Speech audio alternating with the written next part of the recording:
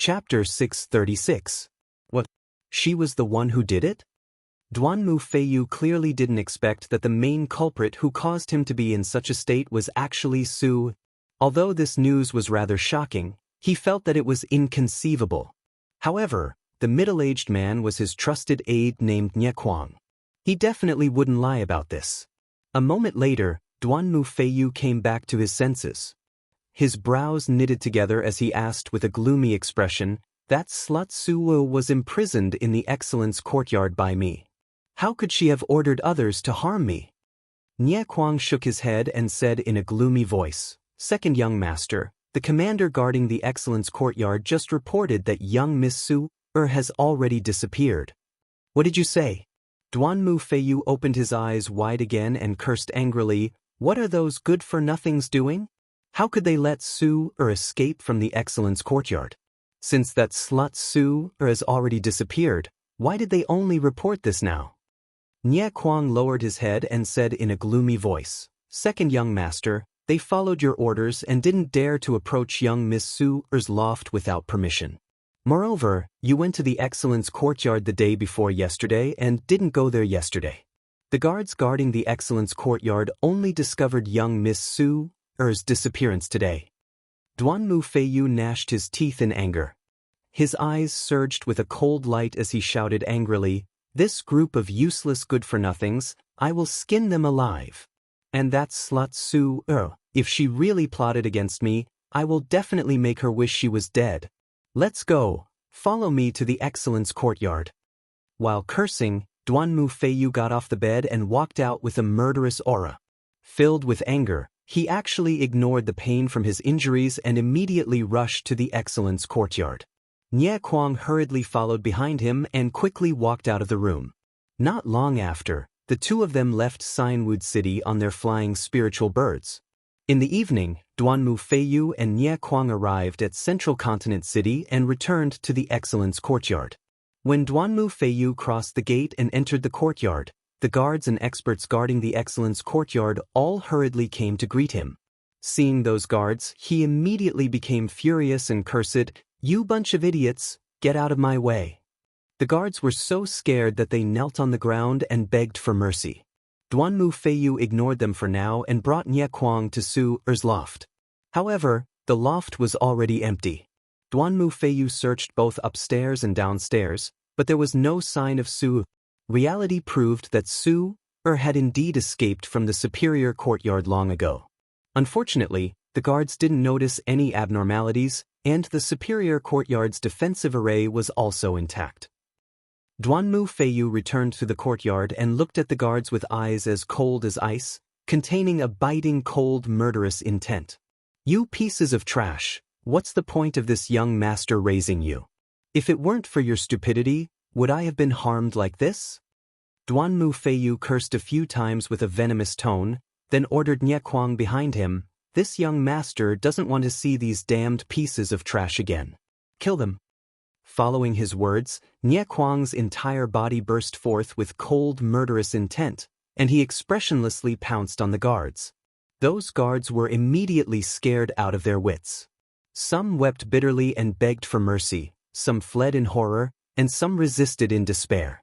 However, these guards were only at the origin core stage. How could they block Nie Kuang, who was at the 4th level of Sky Origin stage? Following a series of muffled bangs and screams, several corpses immediately appeared in the courtyard. Several pools of blood and severed limbs were scattered on the ground, and the air was filled with the thick stench of blood.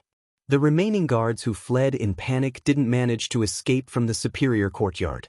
After all, the entire courtyard was enveloped by the Sky Origin Great Formation. They simply couldn't escape. The commotion and aftermath of the battle in the courtyard also wouldn't spread. Not long after, Nie Kuang killed all the guards and returned to Duanmu Feiyu's side, his body covered in blood. "Second young master, everything has been taken care of." Nie Kuang cupped his hands in salute and reported in a low and cold voice. Duanmu Feiyu didn't pay attention to him. His eyes were gloomy as he looked outside the gate, and the corners of his mouth hooked up into a cold smile. He muttered to himself, "Su, that bitch, So what if she escaped from the superior courtyard? Did she really think she could escape from this young master's palm? After he finished speaking, he waved his hands and used a secret technique to sense the aura and location of the Golden Moon magical bracelet. After about half an hour, Duanmu Feiyu found the result of his probing and immediately revealed a trace of murderous intent. Humph! You actually escaped from Continent Center City? Since you've already chosen a place to bury your bones, this young master will send you to your death. After he finished speaking, Duanmu Feiyu left the superior courtyard with Nie Kuang and rushed as fast as lightning to the southern city gate. After an hour, the two of them passed through the city gate and left Continent Center City, continuing to fly towards the mountain range in the south. Duanmu Feiyu had just discovered that the aura of the Golden Moon magical bracelet was in a mountain range in the southern suburbs of Continent Center City. The two of them flew for 50 li in the mountain range and arrived at the peak of 1,000 zhang tall mountain. Duanmu Feiyu stood in the sky, looking down at the majestic mountain below, and coldly shouted, "It's here!" He landed on the mountain peak with Nie Kuang, and once again used a secret technique to search for traces of the Golden Moon magical bracelet. After 100 breaths of time, Duanmu Feiyu sensed the exact location of the Golden Moon magical bracelet. It was about 2 li in front of him. He hurriedly rushed over with Nie Kuang. Whoosh, whoosh. The two of them passed through the forest as fast as lightning, and after flying for 2 li, they arrived at the cliff of the mountain peak. As soon as Duanmu Feiyu flew out of the dense forest, he saw a wide grassland in front of him, and at the end of the grassland was a cliff. At the edge of the cliff, where clouds and mist rolled, stood a tall and straight young man, quietly gazing at the sea of clouds. Duanmu Feiyu was immediately stunned. He frowned as he looked at the back of the young man, and a look of astonishment appeared on his face. He clearly sensed that the aura of the Golden Moon magical bracelet was coming from that white-robed young man. However, he didn't recognize that white-robed young man, and he also didn't understand why the Golden Moon magical bracelet wasn't with Su. At this moment, the white-robed young man turned around, and a cold smile appeared on his handsome face. He said in a mocking tone, "Duanmu Feiyu, I've been waiting for you for a long time." Hearing this, Duanmu Feiyu's expression immediately changed, and his eyes flashed with intense vigilance and wariness. "Who are you? Why have you been waiting for this young master?" The cold smile on the white-robed young man's face became even more playful. A golden light flashed in his palm, and a dark golden bracelet appeared. It was none other than the Golden Moon magical bracelet. "Since you still can't guess who I am, then I'll tell you. I am Ji Tianqing." Duanmu Feiyu's expression changed again, and a thick murderous intent appeared in his eyes. "You're Ji Tianqing? The Golden Moon magical bracelet is actually in your hands. Was it you who saved that bitch Suge?" Chapter 637. Duanmu Feiyu wasn't an idiot. When he heard the words Ji Tianqing and saw the Golden Moon magical bracelet in Ji Tianqing's hand, he understood everything. Previously, he was still very doubtful. With Su Er's strength, it was impossible for her to escape from the superior courtyard. She also didn't have the guts to plot against him. Now, he finally understood that Ji Tianqing was the main culprit. Ji Tianqing admitted it very straightforwardly. He sneered and said, "Hee hee, looks like you're not too stupid." Duanmu Feiyu frowned as he looked at him. His eyes were cold and filled with dense killing intent. "Humph, you little bastard. You're really despicable and shameless. You actually used that slut Su Er to plot against me." Ji Tianqing didn't get angry at all. He said with a mocking sneer, "What's a little trick to deal with a bastard like you who doesn't shrink from any crime? Moreover, killing a bastard like you is also helping the people and helping Tianqing get rid of a scourge." Duanmu Feiyu immediately grinned and sneered with disdain. Ji Tianqing, you want to kill me? You're really a toad yawning. What big words. I was just about to send people to deal with you and avenge my big brother. I didn't expect you to deliver yourself to me. You don't know the difference between life and death. If I don't tear you to shreds today, how can I live up to your arrogance?" Hearing Duanmu Feiyu's words, Ji Tianqing didn't get angry. Instead, he laughed and said with disdain, "Duanmu Feiyu, The arrogant and ignorant one is you. Even your big brother Duanmu Yulong died under my sword. With your strength, you dare to say that you want to take my life? Are you worthy? As he spoke, Ji Tianxing's body emitted a strong self-confidence and domineering aura.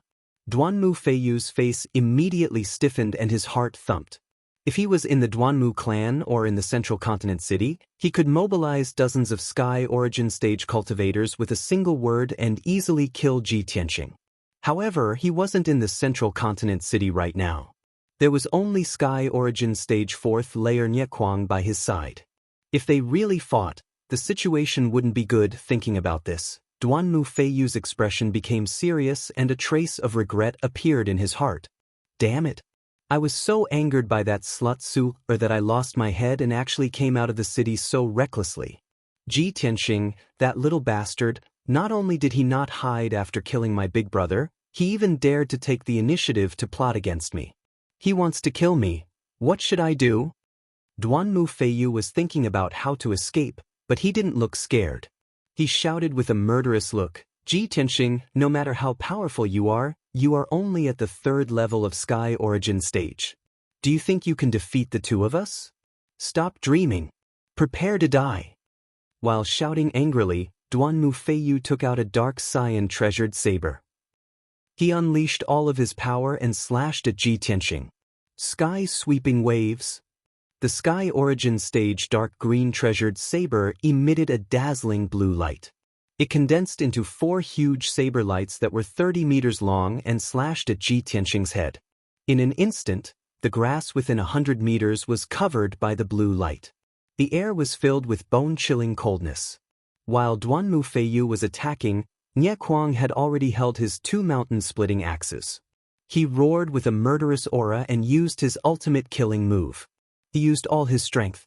His body expanded to twice its original size. His whole body was emitting a violent murderous aura. Moon-shattering slash. Niequang waved his black mountain-splitting axes and fiercely slashed out 6 fierce golden axe shadows. Suddenly, Ji Tianxing's figure was covered by the saber lights and axe shadows. He was like a small boat in a huge wave that could capsize at any time. Although Niequang and Duanmu Feiyu were not as strong as the princes of the imperial residence, they still had the power to split mountains and rivers. They could not be underestimated. At this critical moment, Ji Tianxing was shrouded by the saber lights and axe shadows. But he did not panic. He condensed a shield of true ether to protect himself. Then he used his ultimate skill. Golden Slash. A huge golden sword light that was 80 meters long appeared. It carried a terrifying power that could split heaven and earth. It slashed at the saber lights and axe shadows in the sky. Bang! Bang! Bang! The sword light and the axe shadows collided. There was a deafening sound that resounded in the sky and spread for dozens of miles. Suddenly, the saber lights and axe shadows exploded and turned into thousands of pieces that scattered in all directions. A golden and blue shockwave rippled outwards, engulfing the entire mountain peak. In the blink of an eye, the dense forest on the mountain peak was crushed into powder by the shock waves. A huge crater with a radius of 100 meters appeared on the ground. The huge golden sword light was still intact. It carried an incomparably violent power and slashed at Niequang. Bang! Niequang was sent flying by the sword light. The mountain-splitting axes in his hands also flew out. He was still tumbling in the air when he opened his mouth and spat out blood and screamed in pain. His true ether shield was shattered by the sword light. A huge, long and narrow wound appeared on his chest, revealing the white bones inside. Dark red blood gushed out like a tide and sprinkled down from the sky.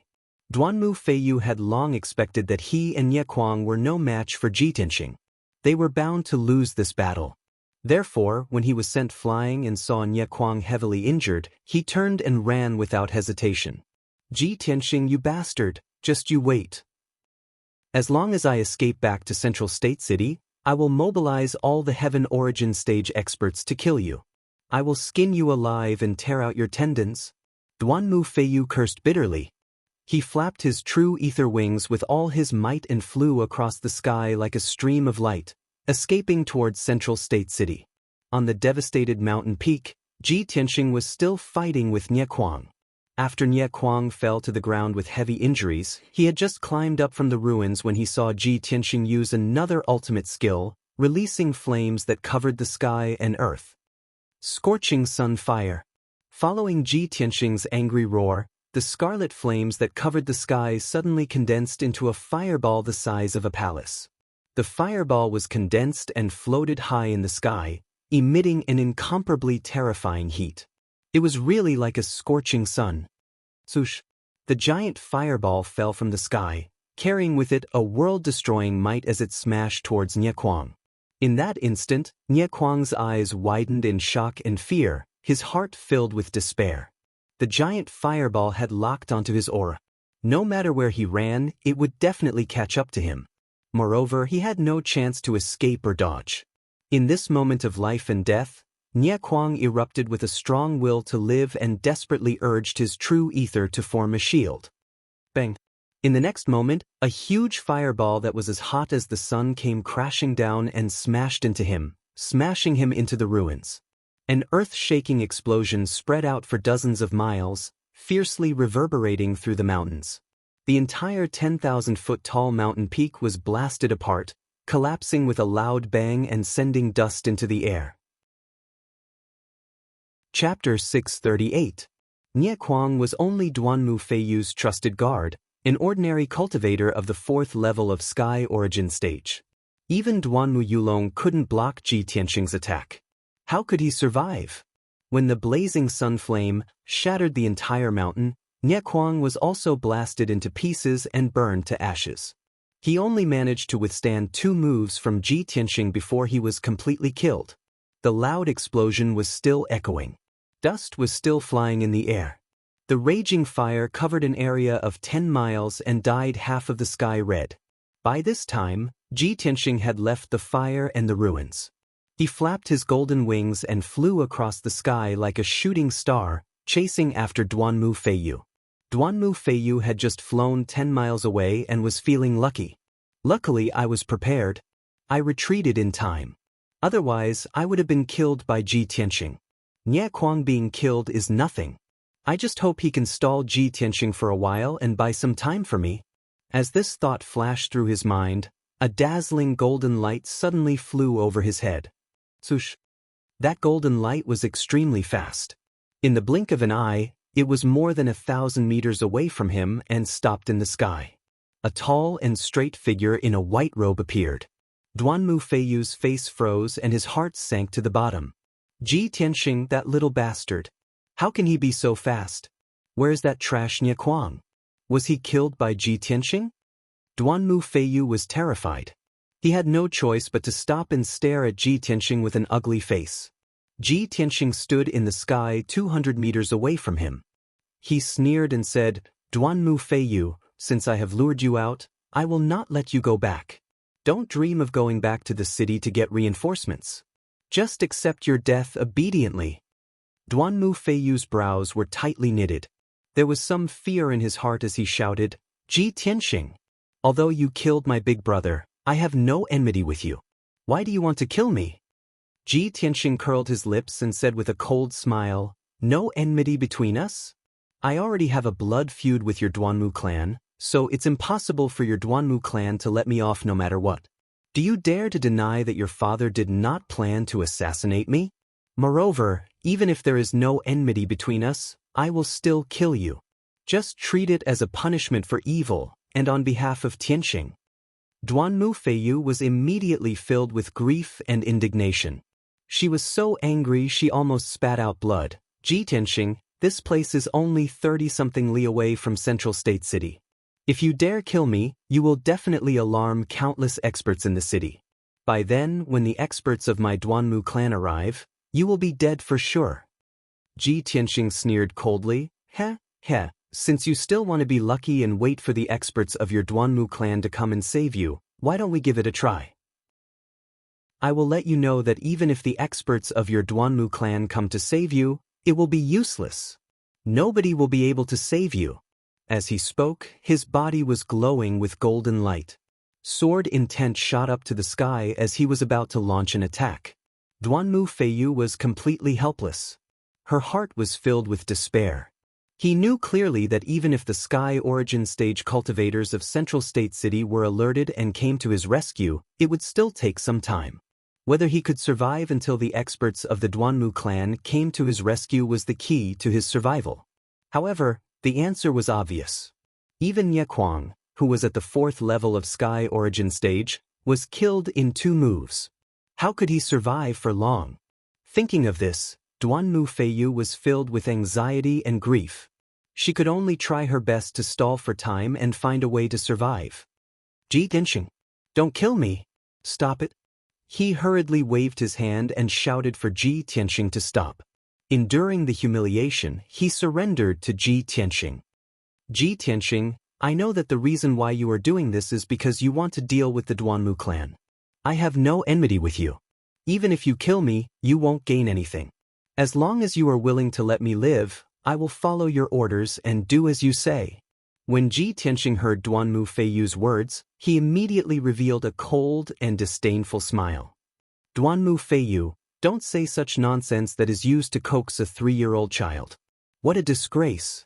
If I spare your life, you will immediately gather a large number of experts to deal with me when you return to Central State City. How would you listen to my orders? Duanmu Feiyu's expression changed. He swallowed the second half of his sentence. Ji Tianxing was right. That was exactly what he planned to do. Begging for mercy was only a temporary measure. As long as he returned to Central State City, he would definitely crazily retaliate against Ji Tianxing. Duanmu Feiyu's lie was instantly seen through by Ji Tianxing. He hurriedly explained, Ji Tianxing, I can tell you a secret of the Duanmu clan to show my sincerity in begging for mercy. This information is a core secret of our Duanmu clan. Only a few people know about it.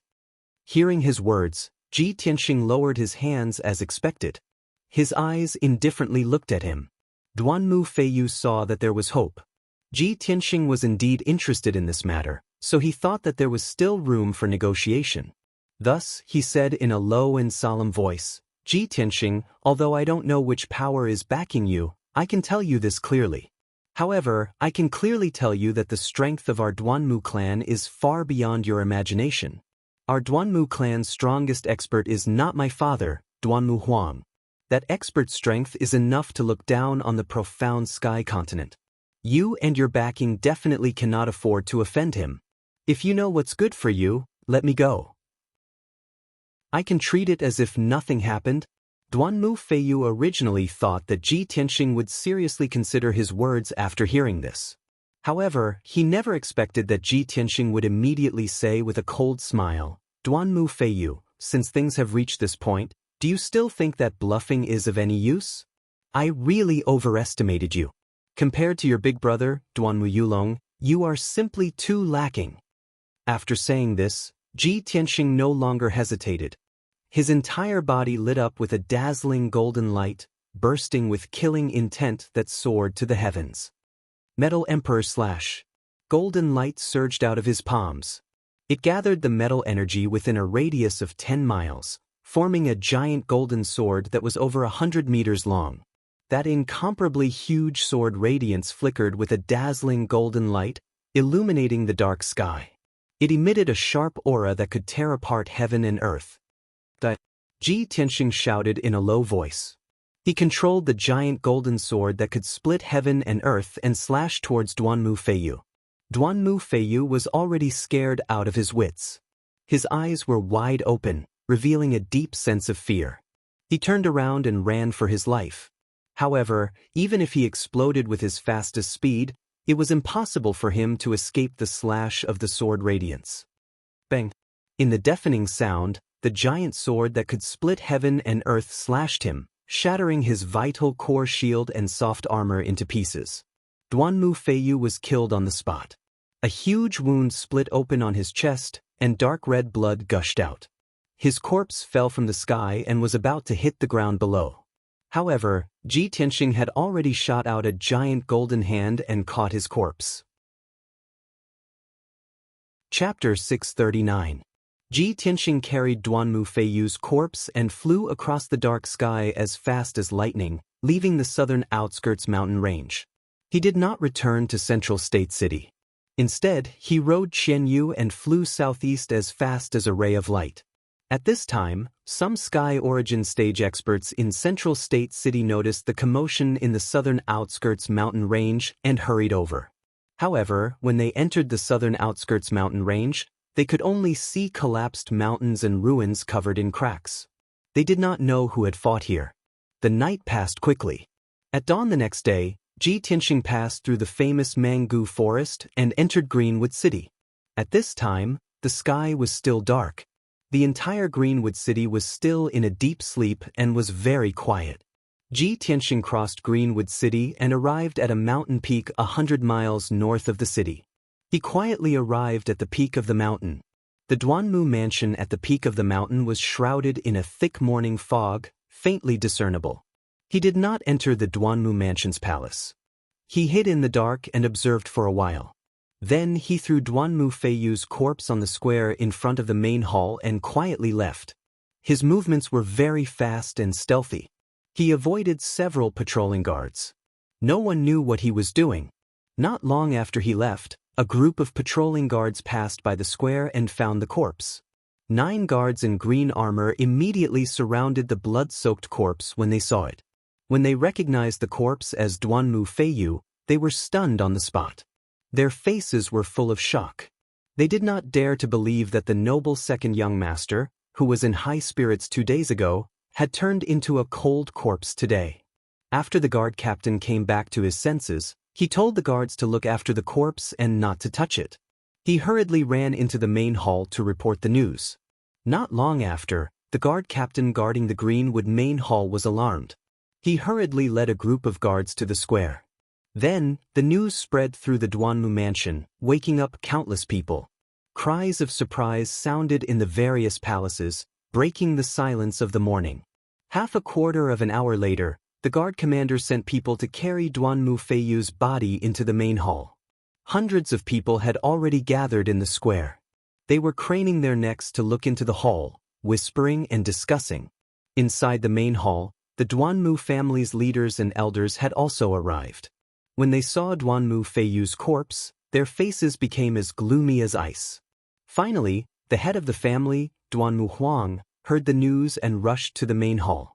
Hearing the bad news early in the morning, his mood was naturally irritable. His eyebrows were filled with anger and killing intent. When he saw Duanmu Feiyu's body with his own eyes, his face immediately darkened, and his whole body emitted a terrifying chill and murderous intent. Who can tell me what's going on? Wasn't Feiyu reflecting on his mistakes in the back mountains? Why was he murdered? Where was his body found? Duanmu Huang's voice was filled with murderous intent as he roared in anger. If one looked closely, one could see the murderous intent in his eyes. The guard commander hurriedly took 2 steps forward, clasped his hands and reported, "Master, 15 minutes ago, a group of guards was patrolling the square. They found second young master." After he finished, Duanmu Huang's face turned even darker. The coldness from his whole body became even more intense. Several elders and leaders also began to whisper to each other as they discussed. Second young master was still in the house yesterday morning. How could he be killed today? Second young master was protected by Niequang. He was at the second level of Sky Origin stage. How could he be killed so easily? I wonder where Feiyu was killed. Was it in the house? Greenwood City? Or somewhere else? Who was the one who did this? How could they kill Feiyu at this critical moment?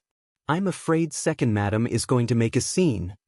Duanmu Huang thought for a while with a gloomy face. Then he ordered in a deep voice, "Men, go to second young master's house. Find out if second young master was in the house last night. Where did he go? Send men to find Niequang. I want to see him if he's alive. I want to see his body if he's dead. Also, keep this secret for now. Don't let it spread out. We can't let second madam know." Even though his son was killed, Duanmu Huang was so angry that he almost broke his teeth. However, he was still able to keep calm. Soon he figured out the key to this matter. He arranged his men methodically and sent them to investigate. Unfortunately, before he could finish his words, a figure barged into the hall. It was a woman in a long silk dress. She looked elegant and beautiful. She was even younger and prettier than the first madam. She was Duanmu Feiyu's mother, the second madam of Duanmu Huang's family. At this moment, the second madam had just heard the bad news of Duanmu Feiyu's death. Her face was as white as paper, and she looked as if she had lost her soul. She stumbled into the hall, ignoring the presence of Duanmu Huang and the other elders. She threw herself onto Duanmu Feiyu's body and started bawling. "Feiyu, my son, you died so miserably. Which damned bastard actually killed you? Feiyu, wake up and take a look at your mother." The atmosphere in the hall was already cold and stifling. When the second madam's heart-wrenching cries rang out, everyone's hearts tightened and their bodies turned cold. Duanmu Huang looked at the second madam's heartbroken appearance. He wanted to comfort her, but he didn't know what to say. After a moment of silence, he could only say, "Men, bring second madam back to her room to rest." Two maids immediately entered the hall and supported the second madam by her arms.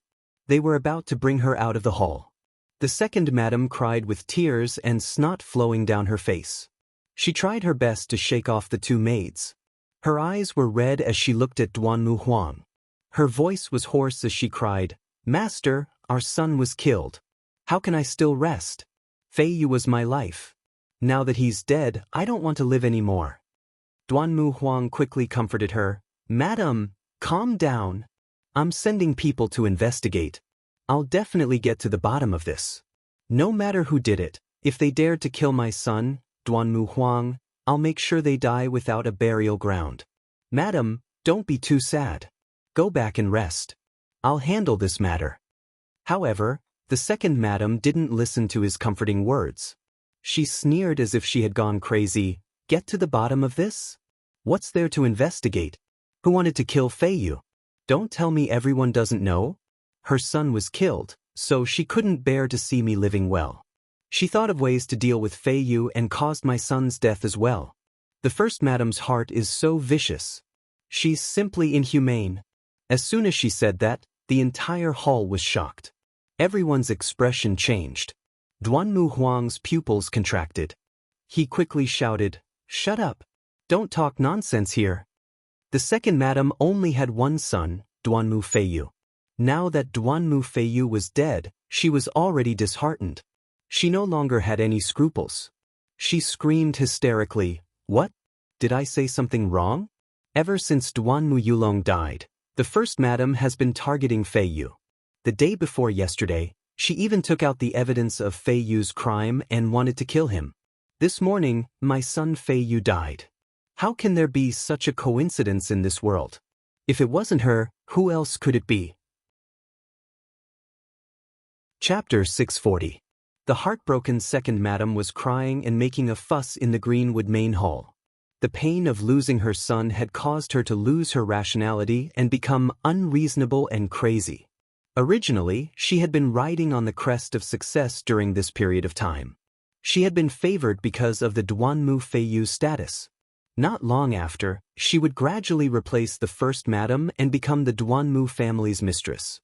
However, before she could be happy for a few days, the Duanmu Feiyu had been killed. Although she did not know who the murderer was, she was certain that it was the first madam who did it. After all, the first madam was the most suspicious and had the most reason to kill the Duanmu Feiyu. The second madam was not the only one who thought this. The other elders and leaders also had the same thought. It was just that everyone was muttering and doubting in their hearts, and they didn't dare to say it out loud like second madam. The Duanmu Huang had a headache, but he could not punish the second madam. He could only patiently console her. As the head of the family, he had to deal with things fairly. He could not favor one over the other. However, the second madam was truly turning the world upside down. The Duanmu Huang could only use some methods and use the power of his divine sense to temporarily put her to sleep. The Duanmu Huang had two maids take the second madam away to rest. Only then did the main hall quiet down. Of course, everyone knew that this was only a temporary measure. Since the second madam had caused such a ruckus, she definitely would not let it go. She would definitely fight to the death with the first madam. Not long after, the guard commander quickly returned to the main hall and respectfully reported, Reporting to family head, this subordinate has already gone to the second young master's residence and interrogated the guards and servants. Yesterday, the second young master was not in the residence. He took Nie Kuang out to handle some matters. It seems that he went to Central State City. The Duanmu Huang frowned and said in a low voice, "This unfilial son. This lord had him go to the reflection cliff and reflect on his mistakes.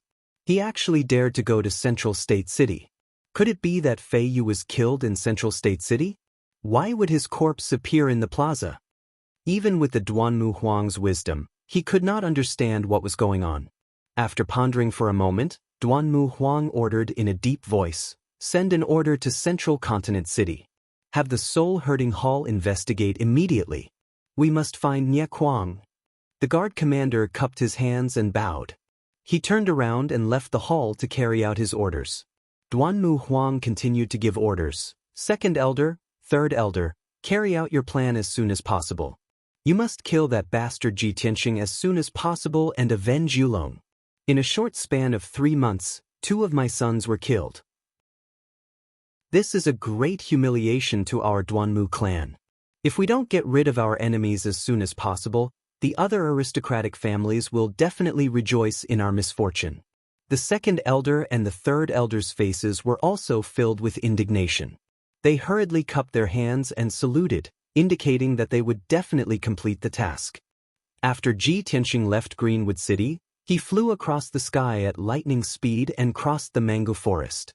Along the way, he looked down at the vast forest from high up in the sky. He saw many dangerous mountains and winding rivers.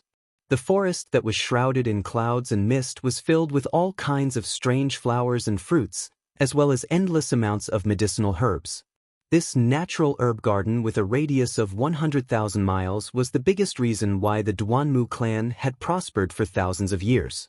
He could not help but think to himself, if there is some way to destroy this mango forest and cut off the Duanmu clan's source of medicinal herbs, it will definitely be a heavy blow to the Duanmu clan. Recently, he had been focusing on dealing with the Duanmu clan. His mind was constantly thinking about how to weaken the Duanmu clan's power. Unknowingly, 6 hours had passed and it was noon. Ji Tianxing was flying above the vast sea of clouds, crossing over a stretch of majestic mountain range. Originally, the sun was shining brightly in the sky, dyeing the white sea of clouds with a layer of golden light. However, at this moment, he realized that there was a huge black cloud high up in the sky, blocking the sunlight. The area within a radius of dozens of miles became dark. Strong winds blew in the sky, blowing the vast sea of clouds and causing them to churn violently. Ji Tianxing could vaguely sense that the air seemed to contain a trace of cold and bloody murderous aura. He immediately frowned and a look of suspicion and wariness flashed across his eyes. Ever since he came to the Central State, he had not interacted with anyone from the Demon Clan. However, based on the experience he had accumulated in the Tianjin region, he could acutely sense that there were Demon Clan powerhouses around him. Even the huge black cloud in the sky was definitely not formed naturally. There was definitely something strange about it. As expected, just as he slowed down his flying speed and looked around, the black cloud in the sky suddenly surged. In the blink of an eye, the surging demon fog condensed into a huge demon face. The demon face had a pair of huge scarlet eyes. It stared down at Ji Tianxing from above, revealing a ferocious and bloodthirsty cold smile. "Ji Tianxing, I have finally found you." The demon face's huge mouth opened and closed, letting out a deep voice that reverberated in the sky like rolling thunder. Ji Tianxing immediately stopped flying. He stood in the sky and looked up at the demon face. A cold light flashed across his eyes. There is indeed a Demon Clan powerhouse attacking. When he suddenly saw the demon face in the sky, he instinctively thought that it was the Demon Emperor. However, after sensing it carefully, he realized that the aura of the huge demon face was not as unfathomable as that of the ancient Demon Emperor. When he heard what the demon face said, he was sure that it was not the Demon Emperor but a Demon King powerhouse. Ji Tianxing looked at the demon face in the sky calmly without any worry or fear. He said in a low and cold voice, "The remnants of the Demon Clan are so savage that you dare to come to the Central State? The demon face opened its huge mouth and sneered in a deep voice. "Umph. In the ancient times, my clan was the ruler of the Tianxian continent. We ruled the world and ruled over hundreds of races. The central state was originally my clan's territory. It was just that it was invaded by you humans. Why would I dare to come to the central state? I will kill a lowly worm like you today." Ji Tianxing had heard of some legends from the ancient times and knew that the demon face was telling the truth. However, he was not interested in this question. He sneered with a cold expression. "Cut the crap. Are you avenging the Blood Demon King or working for the ancient demon emperor? Tell me your name. My sword does not kill nameless rats." The demon face opened its mouth and sneered. "Ha! Who does the Blood Demon King think he is? I am the king of the Fierce Wind tribe. I only follow the orders of His Majesty the Demon Emperor. Ji Tianxing, if you know what's good for you, surrender immediately. Don't wait for me to attack. Otherwise, you will suffer." The Demon King of Fierce Wind's tone was full of confidence and arrogance. It was as if victory was in his hands and he already had Ji Tianxing's life in his hands. As his voice fell, the demon cloud that covered the sky spread in all directions. In the blink of an eye, it covered a radius of 10 miles. The demon cloud condensed into a thick black wall of light, forming a huge black ball of light that sealed off the sky within a radius of 10 miles. Chapter 641. The black light barrier was like a huge cage, trapping Ji Tianxing within. Endless demonic aura poured down, filling the entire black light sphere and drowning Ji Tianxing's figure. The demonic aura contained a bone-chilling coldness and a powerful corrosive force. Even though Ji Tianxing's body had been tempered thousands of times, his physical strength and defense were far superior to divine prime experts of the same level. However, after being infected by the demonic aura, he still felt a stabbing pain all over his body, and his skin was corroded black. He quickly channeled his power and condensed a shield with his majestic vital essence to protect his body. However, the vital essence shield could not resist the corrosion of the demonic aura. It was quietly thinning, and its power was rapidly weakening. Ji Tianxing had to constantly consume power to maintain the vital essence shield. Even if the Demon King of Lifeng did not attack, his vital essence would be exhausted after staying in the demonic aura for 2 hours at most. What secret technique is this? How can it be so powerful? He was a little surprised and muttered to himself. At the same time, the Demon King of Lifeng's mocking laughter came from the dark demonic aura behind him. "Ha! Ji Tianxing, I've been watching you for a long time, and I've made ample preparations before attacking. I've carefully prepared the dark cage for you. As long as you're trapped in it, there's no way you can escape. Are you panicking? Are you afraid? Don't worry, I'll let you slowly taste the pain and despair." Obviously, this dark area with a radius of 10 miles was the dark cage that the Demon King of Lifeng had mentioned. This was a divine prime secret technique of the demons. It was extremely troublesome to perform, and it required the blood essence of hundreds of sacrifices, as well as a lot of resources. However, once the dark cage was successfully performed, its power was extremely terrifying. Ji Tianxing suddenly heard the Demon King of Lifeng's voice. He subconsciously turned his head and looked behind him, his eyes sharp as he searched around. However, there was only endless darkness behind him. There was no one at all. Even if he used his spiritual sense to investigate, he could not find the Demon King of Lifeng's body. As such, even if he wanted to resist, there was no way he could do it. "Dark cage? I'd like to see how long your meticulously prepared secret technique can trap me." Ji Tianxing raised his eyebrows, his eyes revealing an unyielding fighting spirit. A cold light flashed in his palm, and a dark sword appeared out of thin air. It was the Black Dragon Sword. 9 heavens dragon soars. Ji Tianxing abruptly unsheathed his sword and slashed out a 40-meter-long cold sword aura, fiercely hacking at the darkness ahead. The giant ice sword lit up with a dazzling sword light, bursting forth with an invincible and terrifying power. It cut through the shroud of the pitch-black demonic fog and slashed into the depths of the darkness. However, this sword slashed through the air and did not cut anything at all. In the blink of an eye, The cold and dazzling sword light was swallowed up by the darkness and disappeared. The dark prison was still intact, and there was no reaction at all. Seeing this scene, Ji Tianxing immediately frowned, and a trace of doubt flashed in his eyes. How could this be? I slashed down with my sword, but there was no reaction at all? Could this dark prison be a large array?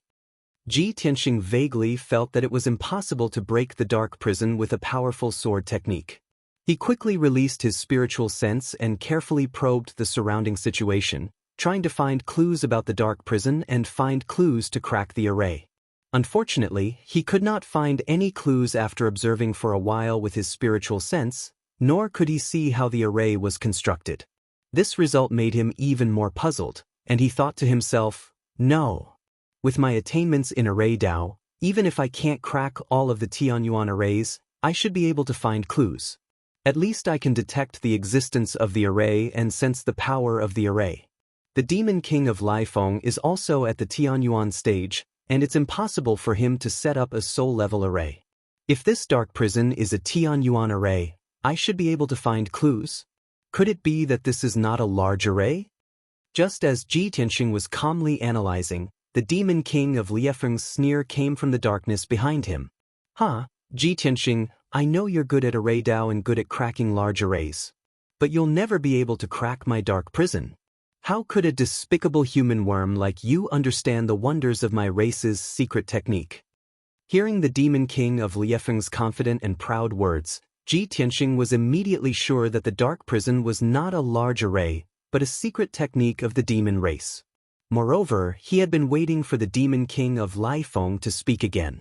When the Demon King of Liefeng's voice sounded, he had already swung the black dragon sword at lightning speed and slashed at the darkness behind him. Swoosh! A giant golden sword appeared out of thin air, bursting with a power that could destroy everything, and slashed at the darkness 100 meters behind him. However, the darkness was empty, and there was only a large mass of dark demonic fog. The giant golden sword slashed at the mass of dark demonic fog with a muffled bang, and was soon swallowed by the boundless darkness without causing any reaction. No matter how powerful Ji Tianxing's sword technique was, it could not threaten the Demon King of Laifeng. It felt like he had punched cotton with all his strength.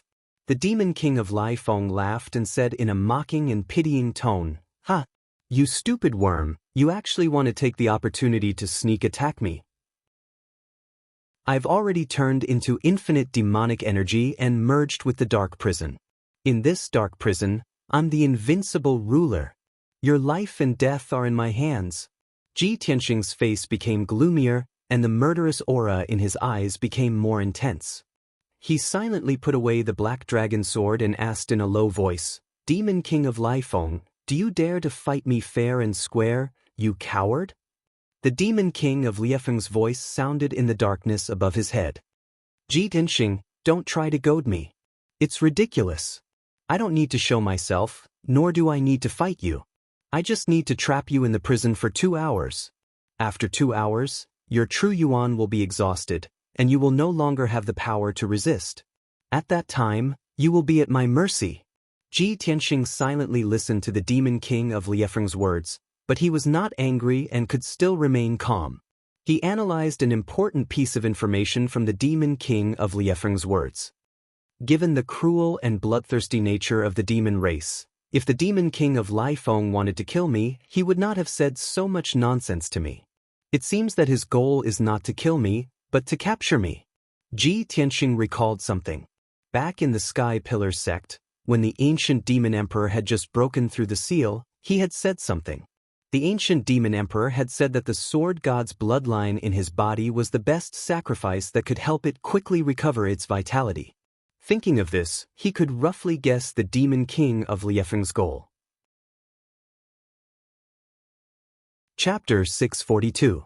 Ji Tianxing had already guessed the Demon King Liefeng's intention. However, he could neither escape from the dark cage nor fight the Demon King Laifeng head-on. Helplessly, he could only fly forward with all his might. He wanted to rush to the edge of the dark cage and find a way to break the barrier. However, after flying for more than 10 miles in the darkness, he still could not reach the edge of the dark cage and returned to his original spot. This time, Ji Tianxing was really at his wit's end. He could only circulate his energy to resist the erosion of the demonic qi and try his best to think of a way to escape. The dark cage has a radius of 10 miles. No matter what sword technique I use, I can't break the cage. Since the sword technique is useless, I can only try that magic treasure. Ji Tianxing murmured to himself and immediately took out a square golden seal from his interspatial ring. This was the Domain Lord's golden seal of the Tiantian Domain Lord and a soul-level magic treasure refined by the Emperor himself, the Seal of Mountains and Rivers. Ji Tianxing had never used the Seal of Mountains and Rivers since he obtained it. This time, he wanted to test the power of the Seal of Mountains and Rivers and see if it could help him escape from the Demon King Liefeng's dark cage. Holding the Seal of Mountains and Rivers in his left hand, he waved his right hand with a solemn expression and used a secret technique to control the power of the Seal of Mountains and Rivers. When his right hand shot out beams of true essence into the Seal of Mountains and Rivers, the entire golden seal immediately burst out with a dazzling golden light. Swoosh! The dazzling golden light spread out and formed a 5-meter golden light shield that enveloped Ji Tianxing and protected him. The golden light contained a sacred and powerful power that immediately dispelled the darkness and blocked the erosion of the demonic qi. Ji Tianxing only felt the pressure suddenly reduced and the endless demonic qi in the cage could no longer touch him.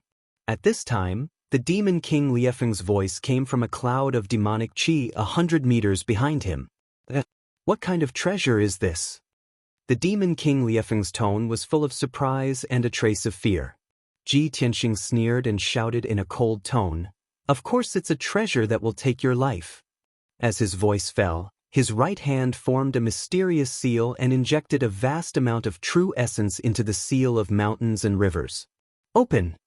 Ji Tianxing suddenly shouted coldly, activating the Seal of Mountains and Rivers to release a dazzling golden light that covered the sky. The dazzling golden light condensed into a huge pillar of light, which blasted fiercely into the darkness behind him. Boom! The 100-meter-long golden pillar of light carried a destructive power as it pierced through the layers of demonic mist and struck the black light barrier at the edge of the cage. An earth-shattering explosion was heard, and it reverberated fiercely in the dark sky. Several huge cracks appeared on the walls of the cage, spreading in all directions. The entire cage of darkness began to tremble violently, as if it was unable to bear the burden and would collapse at any moment. In the dark prison, the demonic qi and black clouds churned violently. The Demon King of Liefeng immediately let out a panicked roar. "How is this possible? You lowly reptile, how could you shake my cage?" Ji Tianxing saw that the power of the Seal of Mountains and Rivers was indeed strong, and his eyes were filled with joy. "When I used the Seal of Mountains and Rivers for the first time, I only used 10% of its power, and it was enough to shake the entire cage of darkness." He did not hesitate to cast the technique again, releasing an even more majestic true origin and injecting it into the Seal of Mountains and Rivers. Suddenly, the Seal of Mountains and Rivers released an even more dazzling golden light, which condensed into an even more terrifying golden pillar of light. Boom! The 200-meter-long golden pillar of light instantly pierced through the boundless darkness, and once again struck the barrier of the cage of darkness. Amidst the deafening noise, a huge hole was blasted open in the black light barrier, and dense cracks appeared. The golden pillar of light passed through the hole and disappeared in the blink of an eye. However, the cracks around the hole were rapidly extending and expanding, causing the entire cage of darkness to be on the verge of collapse. Seeing that the cage of darkness was about to break, the Demon King of Liefeng could no longer maintain his calm and roared furiously. "Bastard! Little bastard, don't even think about escaping from my suppression." The dozens of demonic clouds hidden in the darkness immediately gathered together and condensed into a 100-meter-tall humanoid beast. It was a gigantic beast covered in pitch-black scales. Its limbs were extremely thick and sturdy, and its head was huge. It had a wide and flat mouth, and there were several rows of sharp barbs on its spine. Moreover, it had a huge crocodile-like tail, which was covered in black barbs. This ferocious-looking humanoid beast was the true form of the Demon King of Liefeng. It roared angrily and pounced on Ji Tianxing as fast as lightning, waving its pair of giant claws and smashing down. Its claws were the size of a two-story building, and the black claws were sharp enough to crush a 1,000-meter-tall mountain. If Ji Tianxing was hit by the huge claws, he would be severely injured even if he did not die. However, Ji Tianxing did not retreat. He looked coldly at the Demon King of Lifeng, and once again activated the power of the Seal of Mountains and Rivers. Dragon Shadow of Mountains and Rivers. The Seal of Mountains and Rivers once again released a dazzling golden light, which condensed into a 300-meter-long golden spear shadow. It erupted with a power that could destroy everything and blasted at the Demon King of Lifeng. The Demon King of Lifeng felt the terrifying power of the golden spear shadow. His body immediately trembled, and his eyes widened in horror. He subconsciously stopped pouncing and wanted to avoid the bombardment of the golden spear shadow. However, he was too close to Ji Tianxing, and the speed of the golden spear shadow was too fast. Everything was too late. Kaboom! A thunderous sound burst out and reverberated violently in the dark cage. The powerful golden spear shadow instantly pierced through the Demon King of Lifeng's huge claws and blasted his thick and sturdy left shoulder that was covered in scales. The Demon King of Lifeng was immediately blasted away and slammed into the dark cage's barrier. Boom! In the dull loud sound, the dark light barrier was smashed and completely collapsed. The golden spear shadow pierced through the Demon King of Lifeng's left shoulder and flew out of the dark cage, disappearing into the sky. The dark cage finally broke into pieces, turning into demonic chi that covered the sky and the earth, spreading out in all directions. The Demon King of Lifeng screamed in pain. Black blood gushed out from his wounds. He fell from the sky and smashed into the dense forest. Swoosh! Ji Tianxing's body flashed. He went through the rolling demonic chi and flew back to the forest. He looked down at the forest and saw the Demon King of Lifeng lying miserably in the forest, still struggling. Soul-level magical weapons are indeed powerful. This is my first time using it. I haven't mastered the secret technique yet I can already release such a powerful attack. Not only did I break the dark cage, but I also severely injured the Demon King of Lifeng, who is at Sky Origin Stage Level 7. Chapter 643. The Seal of Mountains and Rivers was a soul-level magic treasure. Only powerhouses in the spirit cultivation stage could unleash its full power. Moreover, in order to fully control the Seal of Mountains and Rivers, one had to master the corresponding control incantation. When the Emperor gave the Seal of Mountains and Rivers to Ji Tianxing, the Imperial Tutor gave him a brief introduction about soul-level magic treasures. Incantation was a power that was above martial arts. Weapons and equipment below the Tianyuan level could only be called weapons. Only top Tianyuan level magic treasures that could mobilize the power of heaven and earth could be called magic instruments. Only soul-level magic treasures that were more powerful than magic instruments could be called magic treasures. In the Tianxian continent, every magic treasure was priceless. They were rare and had the power to destroy heaven and earth. Moreover, every magic treasure had its corresponding secret control incantation. Unfortunately, the Emperor only gave the Seal of Mountains and Rivers to Ji Tianxing and did not give him the corresponding incantation. However, even if Ji Tianxing did not have the incantation and could only use the Seal of Mountains and Rivers to perform simple attacks, it was still very powerful.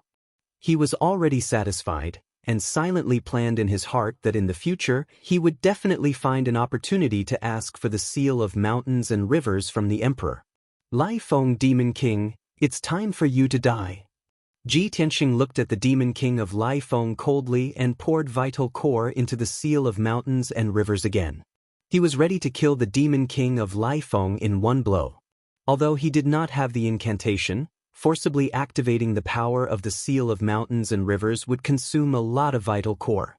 However, he did not care. As long as he could kill the Demon King of Lifeng, it would be worth it no matter how much vital core he consumed.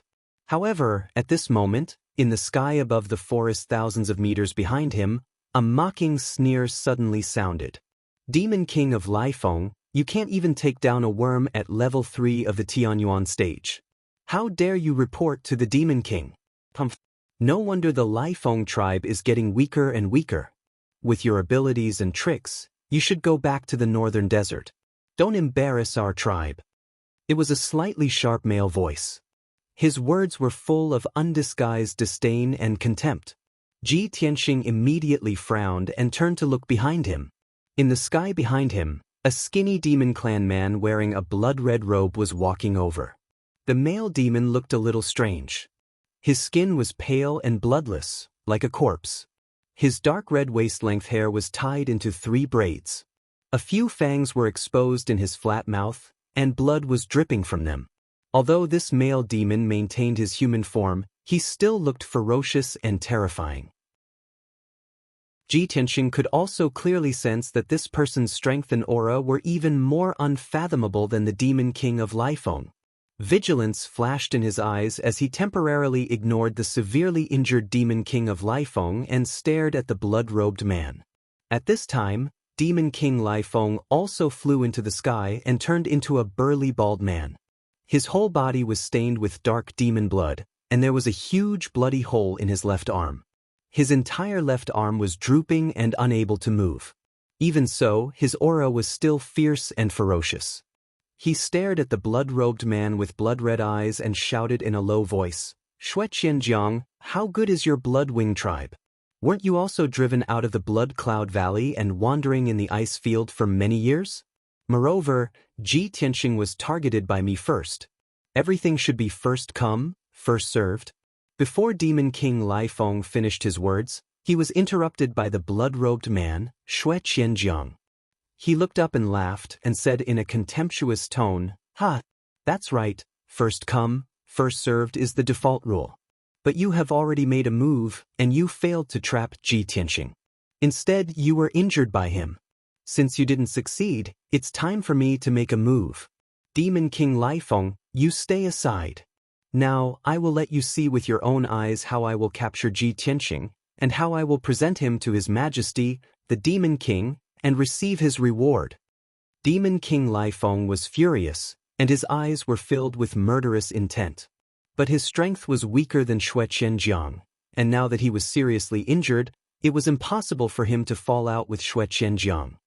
He gritted his teeth and retreated to the distant sky to watch the battle. He gritted his teeth and shouted, "Shui Qianjiang, if this boy didn't have a magic weapon, I would have already captured him.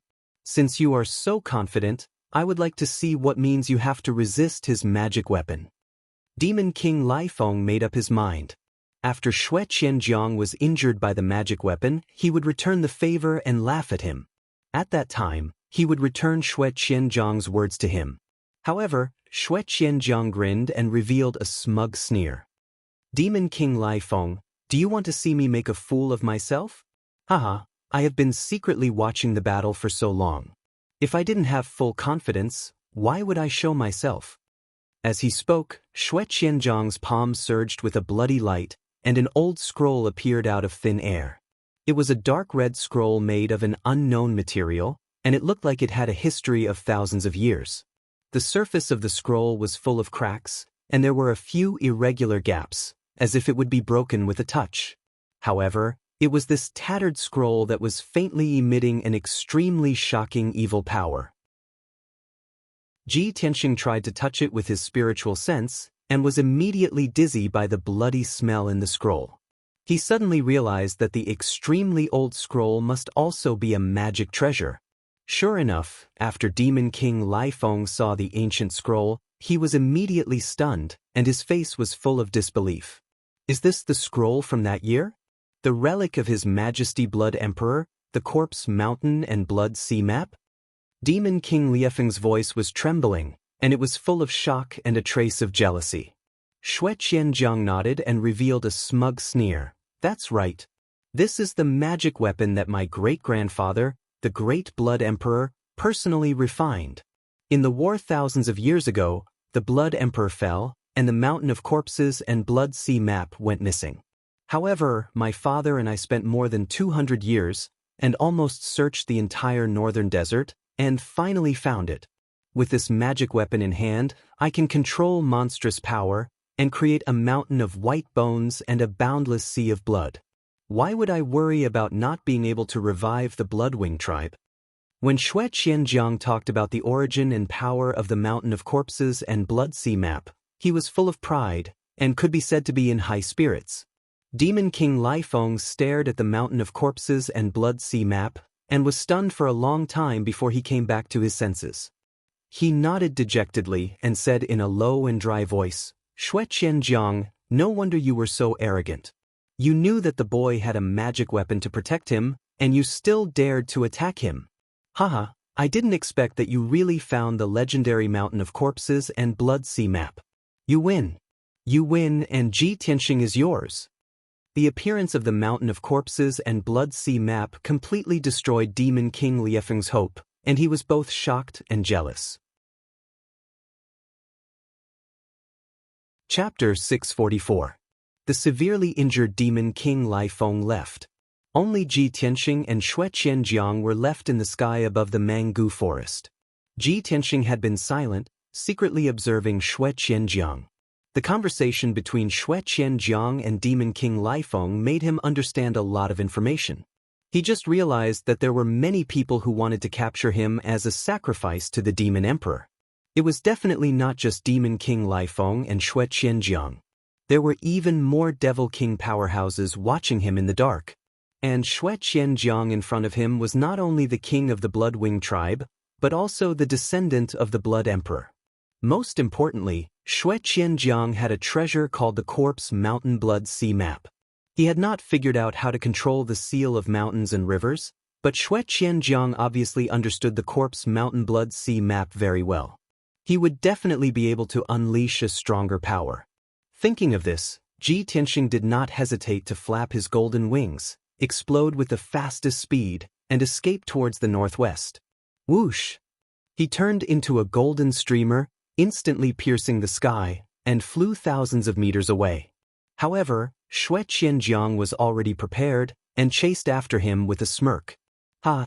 Little bastard, don't you think it's too late to run now?" Xue Qianjiang shook his blood-red robe, turned into a bloody light, and caught up with Ji Tianxing in the blink of an eye. Corpse Mountain Blood Sea map. Xue Qianjiang roared and activated a vast amount of demonic power, crazily injecting it into the Corpse Mountain Blood Sea map. Suddenly, the ancient and shabby scroll unfolded, blooming a bloody light that covered the sky. Swoosh! The dark red bloody light emitted a nauseating stench of blood, dyeing half the sky red, instantly covering a radius of 20 miles. In the blink of an eye, the sky and earth within a radius of 20 miles were covered by the bloody light, turning into a boundless sea of blood. The sky and earth disappeared, and there was only an endless dark red color left between heaven and earth. Even the vast forest below was submerged by the sea of blood. Tens of thousands of towering trees were corroded into dust by the sea of blood. The waves of blood rolled and swept across the sky, like a high wall, fiercely suppressed Ji Tianxing. At the critical moment, he did not hesitate to activate the power of the seal of mountains and rivers, condensing the divine golden light into a shield. Shwa! An oval-shaped golden light shield enveloped him, protecting him tightly. One after another, huge waves came crashing down and slapped on the golden light shield, making muffled booms. The golden light shield trembled under the attack, and cracks gradually appeared on its surface. Ji Tianxing was unable to fly in the air and was immediately swept into the blood sea by the huge waves, sinking and bobbing up and down in the endless blood water. Only at this moment did he notice that skeletons that covered the heavens and the earth surged out from the depths of the boundless sea of blood, and all of them charged madly towards him. He hurriedly used his true essence and activated the seal of mountains and rivers to release a golden beam of light towards the densely packed skeletons. Peng peng peng! Amidst a series of muffled sounds, tens of thousands of white skeletons were turned into dregs by the golden pillar of light and scattered in the sea of blood. However, after the golden light pillar dissipated, the sea of blood was still surging. Those shattered bone dregs, once again condensed into countless skeletons, charging over fearlessly. In the blink of an eye, tens of thousands of white skeletons drowned him, piling up into a mountain of white skeletons. The white skeletons crazily attacked the golden light shield, making the shield crackle and tremble. Ji Tianxing was unable to escape the sea of blood, and could only continue to inject true essence into the seal of mountains and rivers to maintain the golden light shield. Xue Qianjiang stepped on the blood waves in the air, with his hands behind his back, his blood-red robe fluttering, revealing a domineering and confident aura of an expert. His pale face revealed a complacent sneer. With a low voice he shouted, "Ji Tianxing, you have already fallen into my corpse mountain blood sea painting, don't even think about escaping. Let me give you a word of advice. It's best if you give up struggling and obediently hand over the golden seal. If not, I don't mind killing you and devouring your Kenshin bloodline." Ji Tianxing was still struggling in the sea of blood, bitterly resisting the siege of the skeleton army. Hearing Xue Qianjiang's words, he roared in a low voice, "Xue Qianjiang, the ancient demon emperor ordered to capture me as a sacrifice. How dare you kill me? Aren't you afraid of being executed by the ancient demon emperor?" Xue Qianjiang suddenly laughed disdainfully. "Huh? Little bastard, do you think I am as stupid as the others? I have the corpse mountain blood sea painting, and I can use this treasure to refine your Kenshin bloodline and quickly reach the spirit cultivation realm.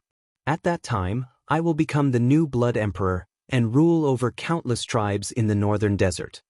Ji Tianxing's heart moved, as he vaguely understood something, and continued to roar, "Humph! Wishful thinking. Even if you reach the spirit cultivation realm, can you rule over other tribes? In the entire northern desert, are there no emperor-level experts? There are only two." Xue Qianjiang blurted out, but stopped abruptly. He immediately reacted, and sneered contemptuously. "Huh, you little bastard, you still want to trick me? Since you are so stubborn, I will fulfill your wish, and turn you into a pool of blood now," Xue Qianjiang said as he waved his palms with a ferocious look, and displayed an ancient and mysterious skill. As his palms drew a mysterious trajectory, he controlled the power of the corpse mountain blood sea painting, and the entire blood sea immediately surged. After a few breaths, a huge whirlpool with a radius of 1,000 meters appeared in the center of the blood sea, and it spun rapidly. Swoosh, swoosh, swoosh. The huge blood whirlpool spun rapidly, and the surrounding seawater flew up into the sky, gradually forming a wall of blood waves. A terrifying, devouring power that seemed to be able to swallow the heavens and the earth erupted from the whirlpool, and immediately enveloped Ji Tianxing. Suddenly, he involuntarily flew into the huge whirlpool. The whirlpool contained a terrifying, strangling power, and once he was swallowed into the whirlpool, he would immediately be strangled into pieces. At the moment of life and death, Ji Tianxing did not hesitate to consume 50% of his power, and desperately activated the seal of mountains and rivers. Dragon shadow of mountains and rivers.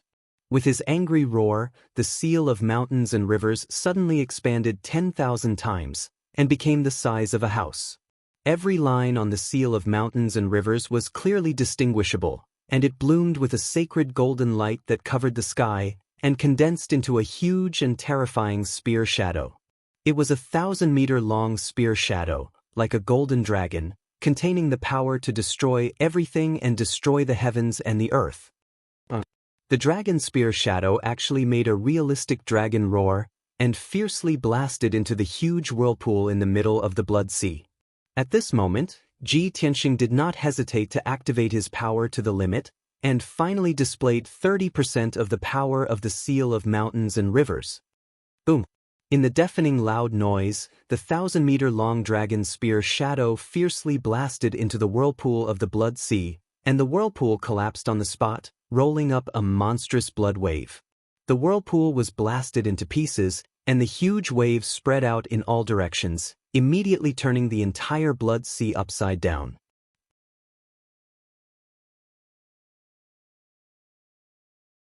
At that time, Zhu Shen had half a step into the spirit-refining realm and was much stronger than Xue Qianjiang. Even Zhu Shen could not catch up with Ji Tianxing. How could Xue Qianjiang catch up with him? In the blink of an eye, the distance between Ji Tianxing and Xue Qianjiang had increased by several hundred meters. After 100 breaths of time, Ji Tianxing had left Shui Qianjiang more than 10 miles away. Not long after, his figure disappeared into the clouds above the forest, completely escaping from Shui Qianjiang's pursuit. Shui Qianjiang was filled with unwillingness as he chased for a quarter of an hour, but in the end he had no choice but to give up. He stood in the sky, panting violently, and cursed in rage, "Ji Tianxing, you damn bastard, the next time I see you, I will definitely take your dog life." After roaring a few words, his anger dissipated a little, and he turned and flew away. In the evening, Ji Tianxing finally rushed back to the central state city and returned to the monarch mansion. Not long after he returned to the Tianxing palace, Ji Ku and Yan heard the news and rushed over to meet him. Seeing his pale face and exhausted appearance, the two of them were immediately filled with worry and hurriedly asked him what happened. "Brother Tianxing, what happened? Why is your face so pale? Brother Tianxing, did you fight with someone?" Ji Tianxing only had 30% of his true origin left, his spirit and strength were very weak, so his complexion was obviously not good. He brought Ji Ku and Yenner into the study and said solemnly, "That's right, these 2 days I was rushing between the central state city and the Greenwood City, and even fought a few battles with people. Today I left the Greenwood City, and on the way back to the central state city, I was ambushed by the devil race experts in the Mangu forest." Ji Tianxing gave a simple explanation of what had happened. When Ji Ku and Yenner heard, they became even more nervous and worried. "What? You were ambushed by the devil race experts? The remnants of the devil race are too savage. They actually dared to step into the central state, and so unscrupulously chased after you." Ji Tianxing nodded and said earnestly, "The ancient devil emperor gave the order, and the devil kings under his command came out in full force, vowing to capture me and refine my bloodline. The devil race came in full force, and many devil king experts must have come to the central state and are secretly moving. From now on, the two of you have to be careful and try to stay in the Emperor Mansion and the central state city. If there's nothing particularly important, try not to leave the central state city." Ji Ken Yen understood the urgency of the situation and nodded solemnly. Ji Tianxing reminded the two of a few more things, and then entered the secret chamber to cultivate in seclusion. He sat cross-legged in the middle of the secret chamber, holding a spirit stone in each hand, and silently circulating his true origin. After a day and night of circulating his true origin finally recovered. Next, he opened the heavenly spirit heavy array and used the powerful gravity to temper his body and quickly improve his strength. The secret chamber was already rich in spirit qi, and he had abundant cultivation resources, so his cultivation progress was naturally fast. Coupled with the powerful effect of the heavenly spirit heavy array, his body was constantly tempering and strengthening, and his strength was rapidly improving. This time, Ji Tianxing wanted to break through to the 4th level of the heavenly origin stage in one go. North of the Greenwood City, in the Duanmu family's mansion. In a magnificent palace, in a spacious and luxurious bedroom, the second madam was sitting by the bed in a daze. Her face was very ugly, and she looked like she was heartbroken. Recalling the way Duanmu Feiyu died, she was overcome with grief, and she sobbed with a sorrowful expression. "My poor Feiyu. After suffering so many years of grievances at home, I finally could hold my head high, but I was killed by a villain. Feiyu left me alone. How can I live in the future?" The maid standing by the side quickly took out a handkerchief to wipe the tears of the second madam, and patiently comforted her. "Madam, the dead can't be revived. Don't be too sad. Don't worry, the master will soon find out the truth, find the murderer who killed the second young master, and avenge him." The second madam shook her head and sobbed in a low voice. "Even if the master can find the murderer and avenge Feiyu, so what? The first madam has always been at odds with me, and she has long wanted to find a chance to drive me out of the family. Now that Feiyu is dead, I have no one to rely on. The first madam will definitely not let this go, and will definitely deal with me more severely." Chapter 646. Second madam's tone was full of despair and helplessness. She seemed to be out of her wits and in a mess. She wasn't like First Madam, who was born in a rich and powerful family. Even without Duanmu Yulong, she still had the support of her maternal family. Duanmu Feiyu was her support. Now that Duanmu Feiyu was dead, her position in the Duanmu family would be even lower. The maid comforted her for a while, but it was useless. Instead, she cried even more sadly. This maid was called the Second Madam's trusted aide. She had been by Second Madam's side for many years and was highly regarded and trusted. He saw Second Madam crying in despair. After a moment of contemplation, she suddenly thought of something and immediately came up with an idea. "Madam, this servant has thought of a person who can help you." Second Madam raised her head and looked at her with teary eyes. She asked, "Who can help me now?" He said with a solemn expression, "Madam, have you forgotten? Your adoptive father is still in Central Continent City. He will definitely support you and help you solve this disaster." Adoptive father? Second Madam was stunned. She quickly wiped the tears from her eyes and nodded, "That's right. I can still ask adoptive father for help.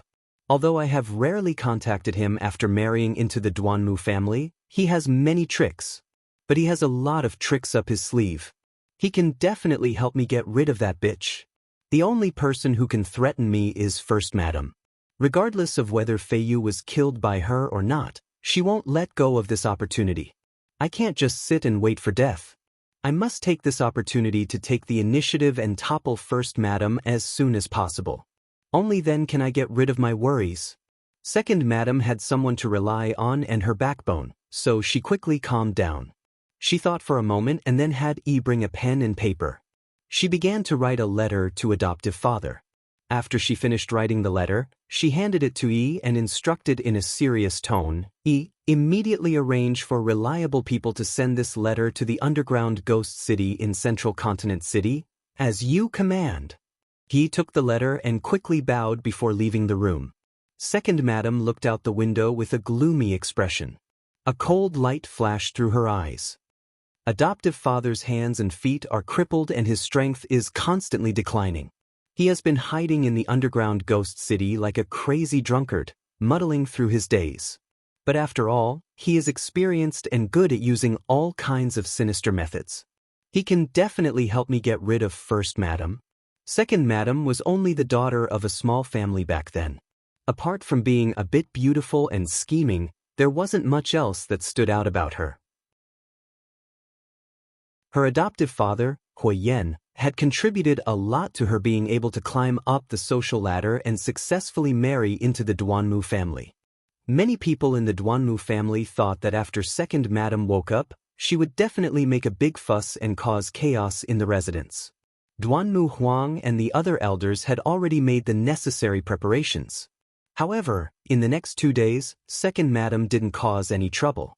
She had stayed in her room, waiting. Late at night on the third day, the maid Yi quickly walked into the Second Madam's room and respectfully reported the news. "Madam, Grandfather Hua has arrived. He's waiting for you in the secret room." Hearing this, Second Madam's spirit was suddenly shaken. Her eyes flashed with hope. "Adoptive father is finally here.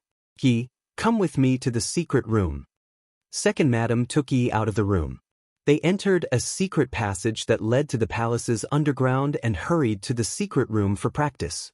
Not long after, they reached the end of the passage and came to the door of a stone room. Guard outside the door." Second Madam instructed.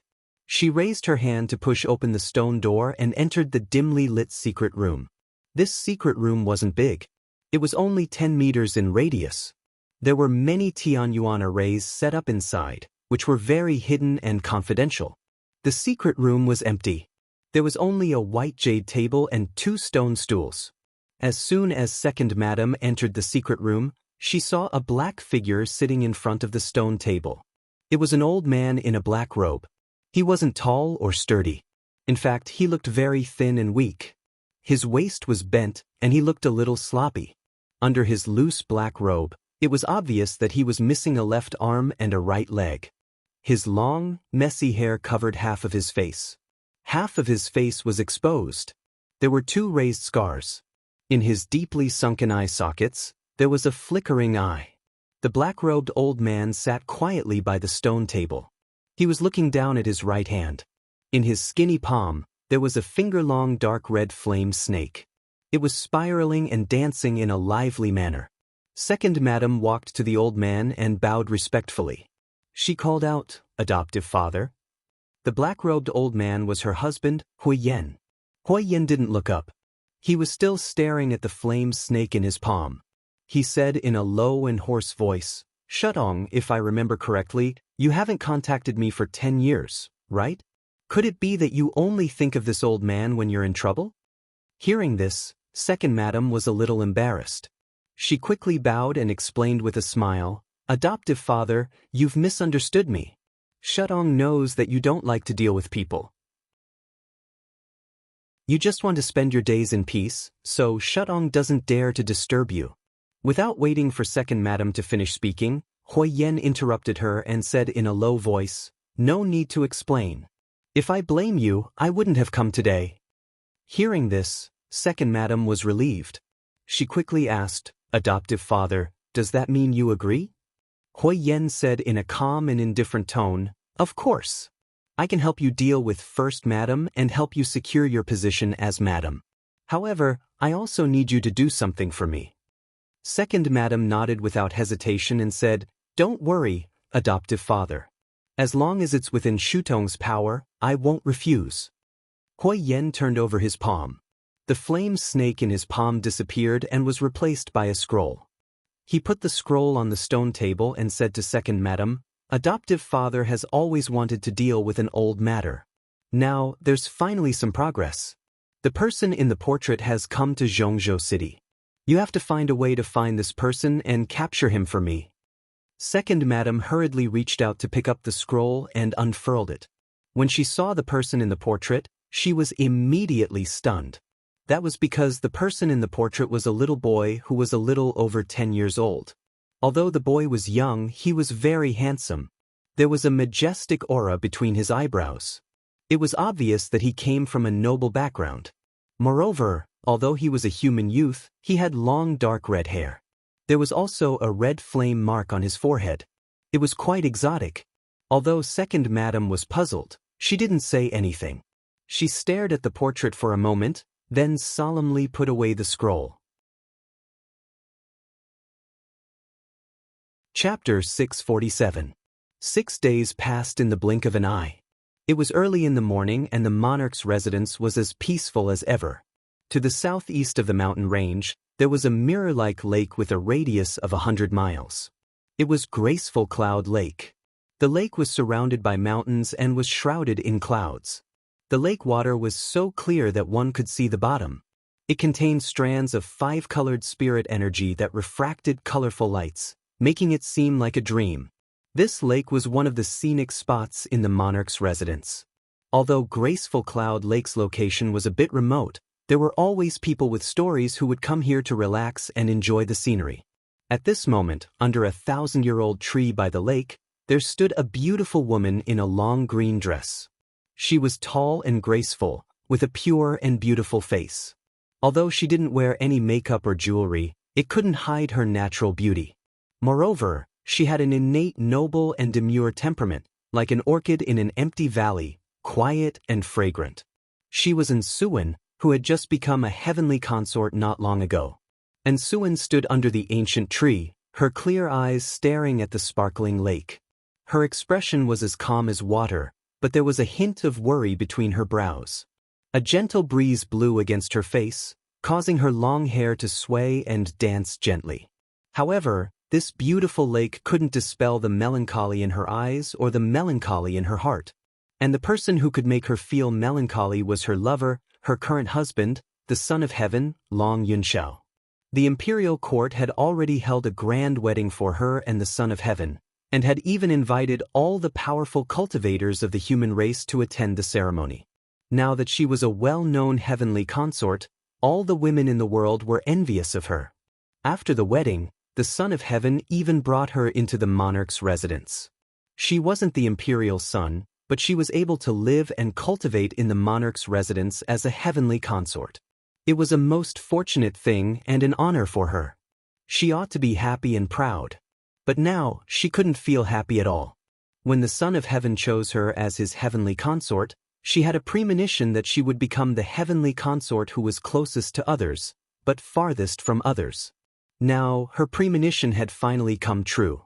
On the night of the wedding, the emperor would rather drink himself into a stupor in the study room than return to his room to sleep. The emperor didn't even remove her red veil and let her sit in her room for the whole night. Although the emperor brought her into the emperor's mansion, he never looked for her again after settling her down. Half a month had passed, and Suwen's uneasiness and melancholy grew stronger and stronger. Therefore, she came to Yunxiu Lake early in the morning to relax. Unknowingly, Suwen had been standing under the tree by the lake for more than 2 hours without moving a single step. At this moment, in the sky not far behind her, there was a clear chirp of a bird and a woman's voice. "Aren't you an sister?"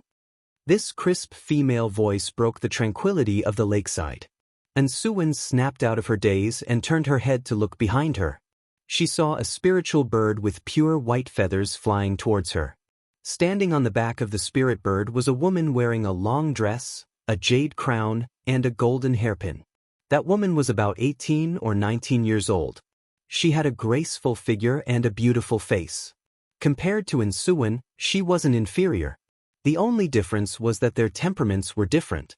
When Suwen saw her face clearly, she was also startled. A trace of surprise appeared on her charming face. Swoosh! In the blink of an eye, that white spirit bird flew to the lakeside and landed. The woman in the palace dress jumped onto the grass by the lakeside and walked towards Suwen. "Sister? Oh no, I should call you heavenly consort now." The woman in the palace dress arrived in front of Suwen and bowed. She asked with a smile, "Heavenly consort, why are you here?" Suwen looked at the woman in the palace dress and frowned in confusion.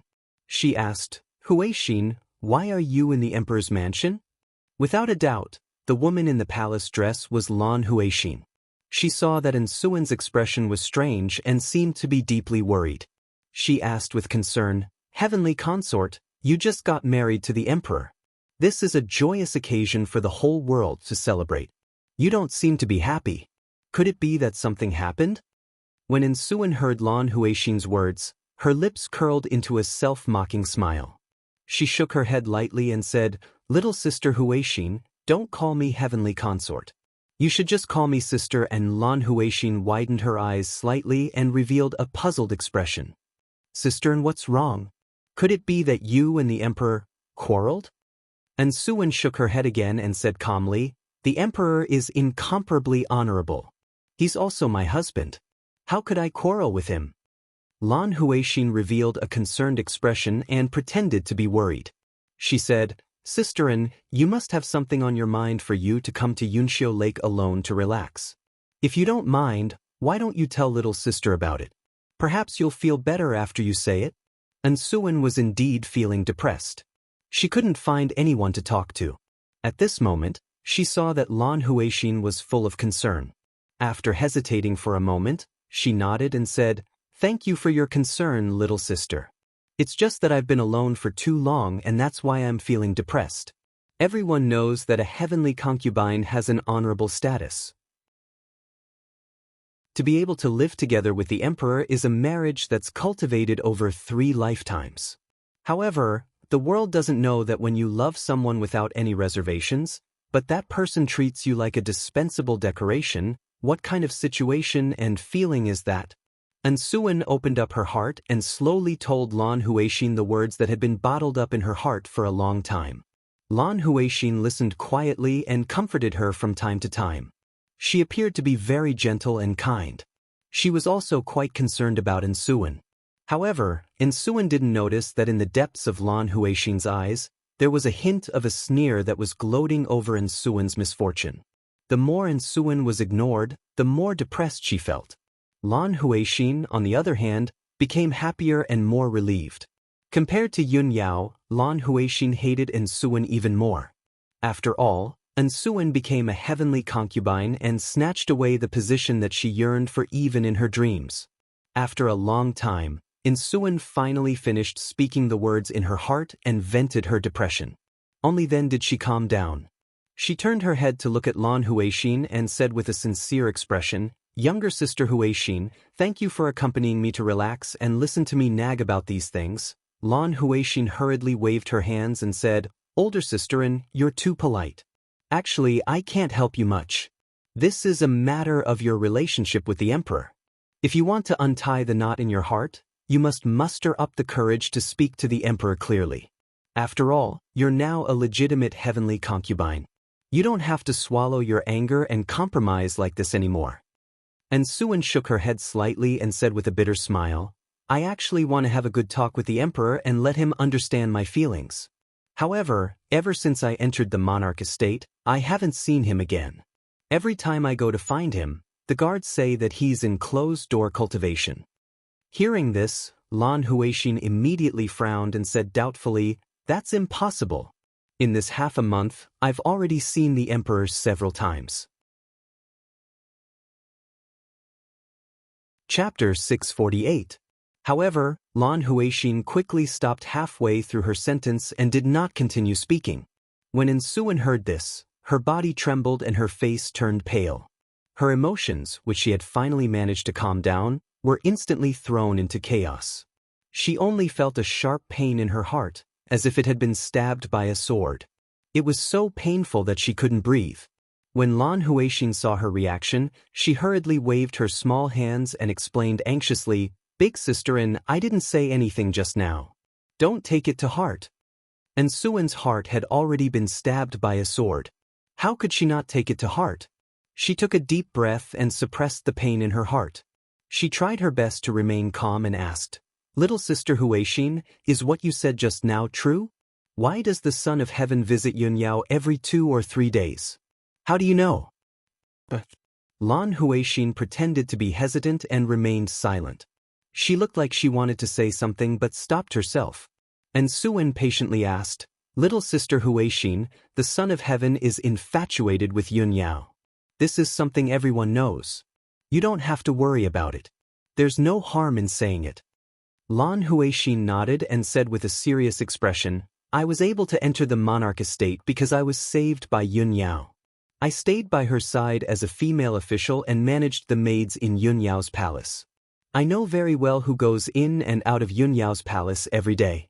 In the past 2 months, the Son of Heaven would come to Yunyao's palace every few days to find Yunyao. I saw this with my own eyes. Every time they met, they would stay in a secret room for about half a day. Outsiders aren't allowed to enter the secret room. I don't know what they're doing either." When she heard this, Suan's body trembled again and her face turned as pale as paper. Her heart hurt even more. Her vision turned black and she almost couldn't stand straight. A man and a woman alone in a room, and no one is allowed to see them. What else can they do? And Suan revealed a bitter and cold smile. Her aura became desolate. It was obvious that she was heartbroken. Lan Huixin hurriedly supported her and muttered angrily, "Big sister, you're a heavenly consort now. You can't continue to endure this. Otherwise, you'll be even more miserable in the future. If I were you, I definitely wouldn't sit by and do nothing about this. After all, the emperor has already taken you as his concubine, and he still has an affair with another woman. This is really immoral and damaging to the dignity of the imperial court. Although I also think that it's inappropriate for them to do this, I don't have the right to talk to the emperor, nor do I dare to criticize Yunyao. After all, I'm her servant." Suan's heart was filled with despair, and a strong sense of anger began to well up within it. After hearing Lan Huixin's words, she nodded with a determined expression and said, "That's right. Although I love the Son of Heaven deeply, I will not compromise to this extent. I'm going to look for Yunyao now and talk to her face to face." As soon as she finished speaking, Suan turned around and prepared to leave Yunxiu Lake and head towards Yunyao Palace. Lan Huixin hurriedly pulled her towards the spirit beasts and birds by the shore. "Sisterin, it just so happens that I'm also going back to Yunyao Palace. Let me take you there." And Suan didn't say anything. She only nodded.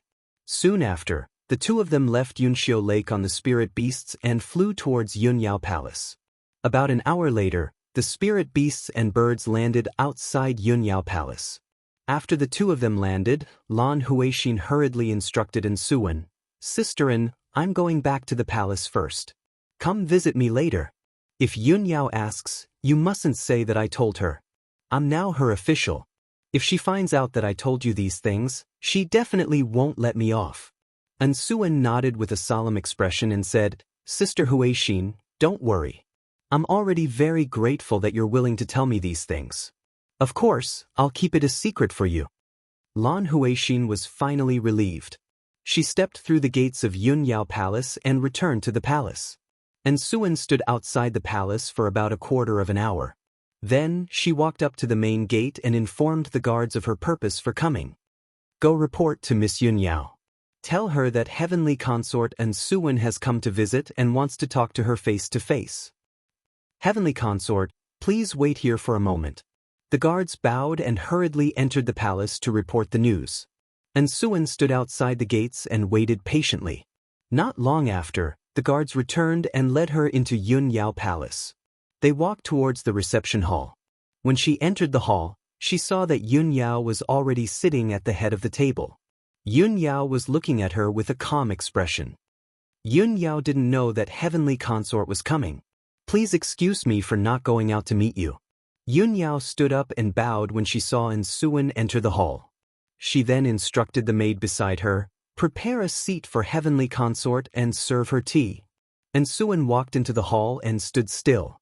She looked at Yun Yao coldly and said in an indifferent tone, "No need. I'm only here to talk to you face to face. I'll leave once I'm done." Yun Yao frowned slightly when she saw Ensuan's reaction. She was secretly puzzled. It seems like Ensuan came with ill intentions. But I didn't offend her? Thinking up to this point, she waved her hand and dismissed the maids in the hall. "You're all dismissed." After the maids left, only Yun Yao and Ensuan were left in the hall. At this moment, Ensuan finally spoke. "Miss Yun Yao, everyone knows that the Emperor is infatuated with you. Why don't you accept him?" Yun Yao's expression changed slightly. She frowned and asked in the same indifferent tone, "Heavenly Consort, did you come here today to denounce me? I have nothing to do with the Emperor, nor do I have any romantic feelings for him. Why should I accept him?" Ensuan gave a cold humph. She sneered and said, "Fine. Since you have nothing to do with the Emperor, then why are you still in contact with him? Why do you have a private relationship with him? Everyone knows that Yun Yao is as cold as ice and frost. She's like a celestial fairy who doesn't eat the food of mortals. I didn't expect that this is just the ignorance of the world. They don't know the true nature of a celestial fairy and would actually do such a disgraceful thing that damages the dignity of the imperial court." Although Ensuan spoke elegantly, the meaning behind her words was obviously scolding her for being shameless and seducing the Emperor, Long Yunxiao. Even though Yun Yao was an indifferent and cold celestial fairy, she was still infuriated by Ensuan's words. Her expression turned cold and a cold light flashed through her eyes. She shouted in a low voice, "Heavenly Consort, have you ever thought of the consequences of framing me without distinguishing right from wrong? Not to mention you, even if Long Yunxiao was here, he wouldn't dare to sully my chastity." Ensuan gave tit for tat and sneered, "Hee, the Emperor loves you. Of course he wouldn't bear to criticize you like this. However, I want to make it clear to you today. No matter what kind of entanglement you had with the Emperor, it's all in the past. Since I've already become the Heavenly Consort, I definitely won't tolerate you having private dealings with the Emperor. If you really have nothing to do with the Emperor, then you should make a clean break with him and keep yourself clean. Although this is a private matter between the three of us, it's also related to the dignity of the imperial court and the human race. I hope you can conduct yourself with dignity. Otherwise, no one will be able to clean up this mess. We'll definitely become the laughingstock of the world. That's all I have to say. Please behave yourself." Chapter 649. Yun Yao sat on the seat of honor and watched Ensuan's departing figure.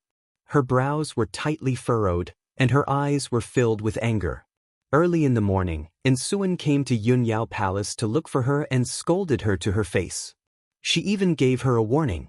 However, She didn't do anything and never had any private interactions with Long Yunxiao.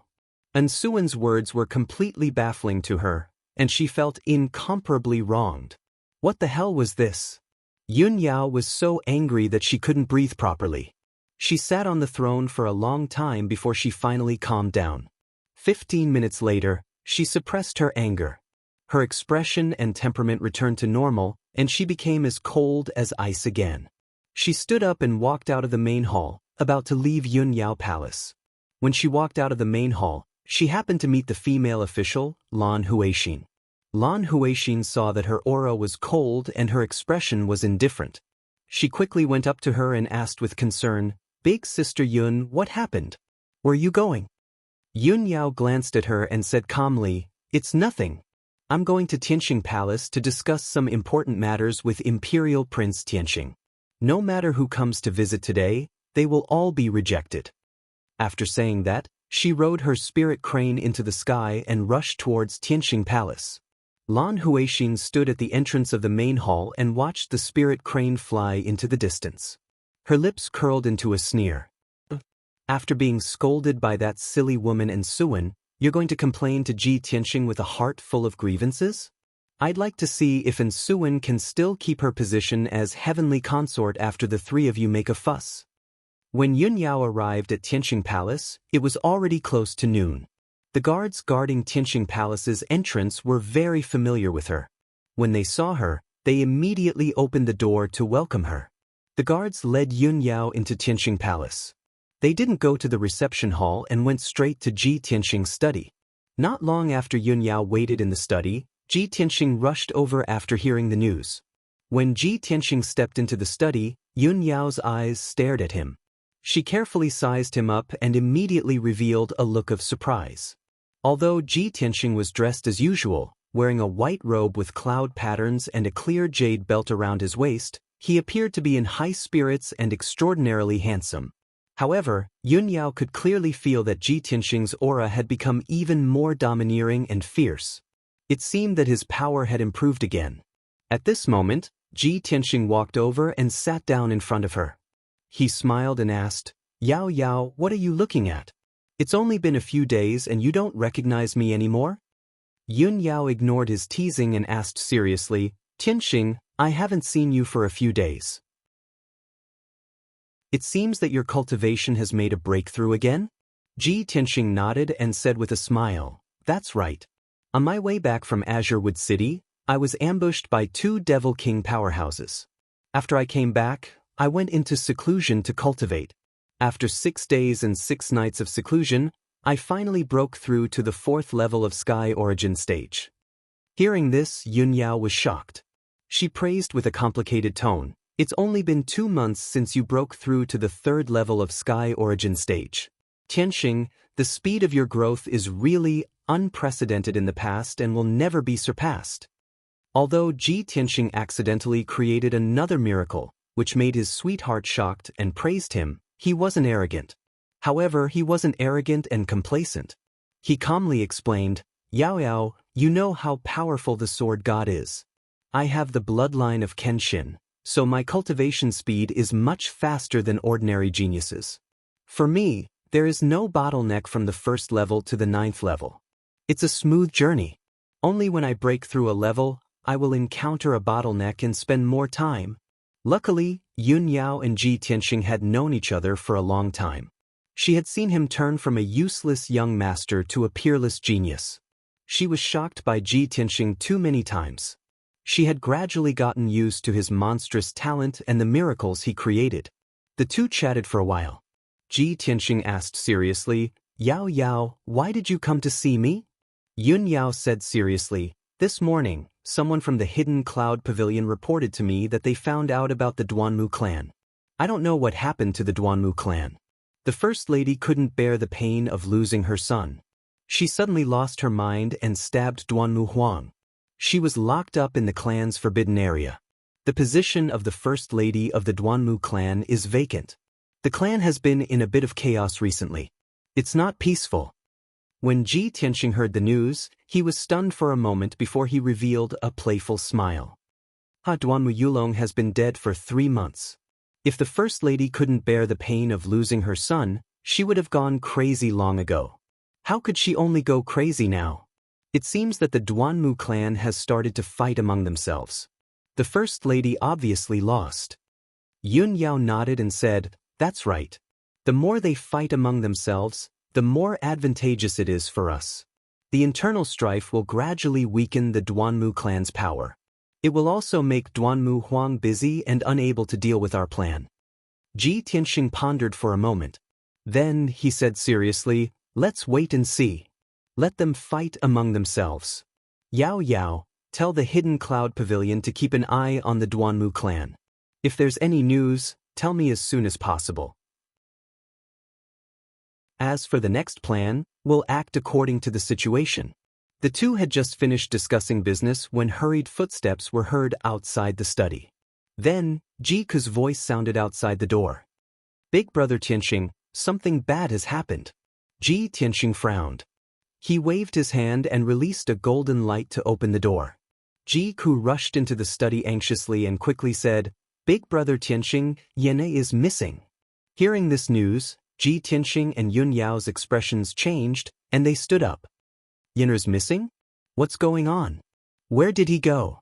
When did he go missing?" Ji Ke quickly explained. "Yesterday morning, junior brother Yen went to Zhongzhou City to contact the Hidden Cloud Pavilion's people and send them information as usual. He should have come back last night, but he hasn't come back yet. I contacted Steward Li of the Hidden Cloud Pavilion, but Steward Li said that Yen didn't go to receive any information yesterday." Upon hearing this, Ji Tianxing and Yun Yao immediately understood that something must have happened to Yen. The two of them walked out of the study without hesitation and quickly rushed outside. Ji Ke quickly followed and wanted to look for Yen with them. However, Ji Tianxing waved his hand and told her, "Ke, Yao Yao and I will go to Zhongzhou City to look for Yen. You stay in Tianxing Palace and don't leave. Wait for our news." Ji Ke had no choice but to stay in Tianxing Palace. She said worriedly, "Big Brother Tianxing, you must be careful. Don't let anything happen to you." Ji Tianxing nodded and summoned Qian Yu from the 100 Treasures brocade pouch. He and Yun Yao rode Qian Yu out of Tianxing Palace and rushed to the exit of the Monarch Mansion. After the two of them left the Monarch Mansion and entered Zhongzhou City, they first rushed to the branch of the Hidden Cloud Pavilion and asked Steward Li about the specific situation. Chapter 650. The Hidden Cloud Pavilion was an intelligence organization nurtured by the Yun family. It was best at gathering information, investigating clues, and assassinating. The Yun family had set up 3 branches of the Hidden Cloud Pavilion in Zhongzhou City, with more than 300 secret agents stationed there. Deacon Li was in charge of the Southern City branch, with more than 100 secret agents working under him. After receiving Ji Tianxing and Yun Yao's orders, Deacon Li immediately sent half of his men to investigate in the city. In everyone's eyes, Yen Er's route from the Monarch Mansion to the Southern City branch was fixed. Moreover, Yen Er had important matters to attend to, so he wouldn't wander around the city. He went missing on the way to the Southern City branch, narrowing the scope of the investigation. They should be able to find him soon. Deacon Li saw that Ji Tianxing and Yun Yao were full of worries, so he comforted them. "Eldest Miss, young Master Ji, please rest assured. The secret agents will definitely be able to find the news in 12 hours at most. Please don't be impatient and wait patiently for a while." Ji Tianxing nodded and asked Deacon Li to withdraw for the time being. He and Yun Yao stayed in the secret chamber, quietly waiting for the results. Time passed by quietly and 12 hours passed quickly. However, the secret agents hadn't found the result yet. Ji Tianxing and Yun Yao both realized that the situation was not good. Yen Er's disappearance was probably very complicated. Yun Yao called Deacon Li and asked him about the situation. Deacon Li's expression was a bit solemn and he said in a low and deep voice, "Eldest Miss, this matter is very complicated. The other party did it very covertly and their methods are very clever. According to this subordinate's estimation, the other party is most likely an assassin who is proficient in ambushes and assassinations, and it was premeditated long ago." Hearing his words, Ji Tianxing immediately frowned and asked, Deacon Li, in that case, you can conclude that Yen was kidnapped by the assassin? Deacon Li quickly nodded and said, "That's right. Those assassins are not weak and their methods are very ingenious. Even with the strength of our hidden cloud pavilion, it's difficult to find the result in a short time." Yun Yao frowned and muttered to herself, "There are only a few assassin organizations that can be compared to the hidden cloud pavilion. Who could have done it?" She and Ji Tianxing looked at each other, and a cold light flashed in their eyes. Obviously, they had guessed the result. If it wasn't done by the demon race, then it was most likely done by the Duanmu clan. Deacon Li nodded again and said, "That's right. According to the information sent back by the spies, this subordinate also thinks that the Duanmu clan is the most suspicious. Previously, we investigated that there were a few experts from the soul-herding hall who appeared near the Wufeng Manor and hid in the dark for 3 days. Just now, I have already ordered the spies to focus on investigating Wufeng Zhuang. I believe there will be results soon." Hearing Deacon Li's words, Ji Tianxing and Yun Yao felt slightly relieved. The two of them suppressed their worries and waited patiently in the secret chamber for another 6 hours. Finally, Deacon Li rushed to the secret room again and reported the news in a hurry. Reporting to Mr. Ji, the spies have already investigated the results. Yesterday morning, Yen was attacked near the Wufeng Manor and was captured by the experts of the soul-herding hall.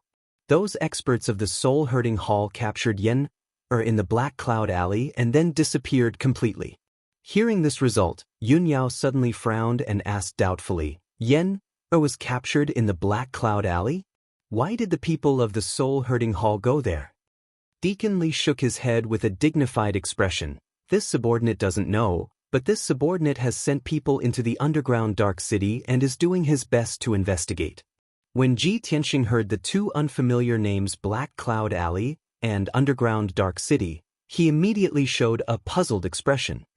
"What does the Underground Dark City mean?"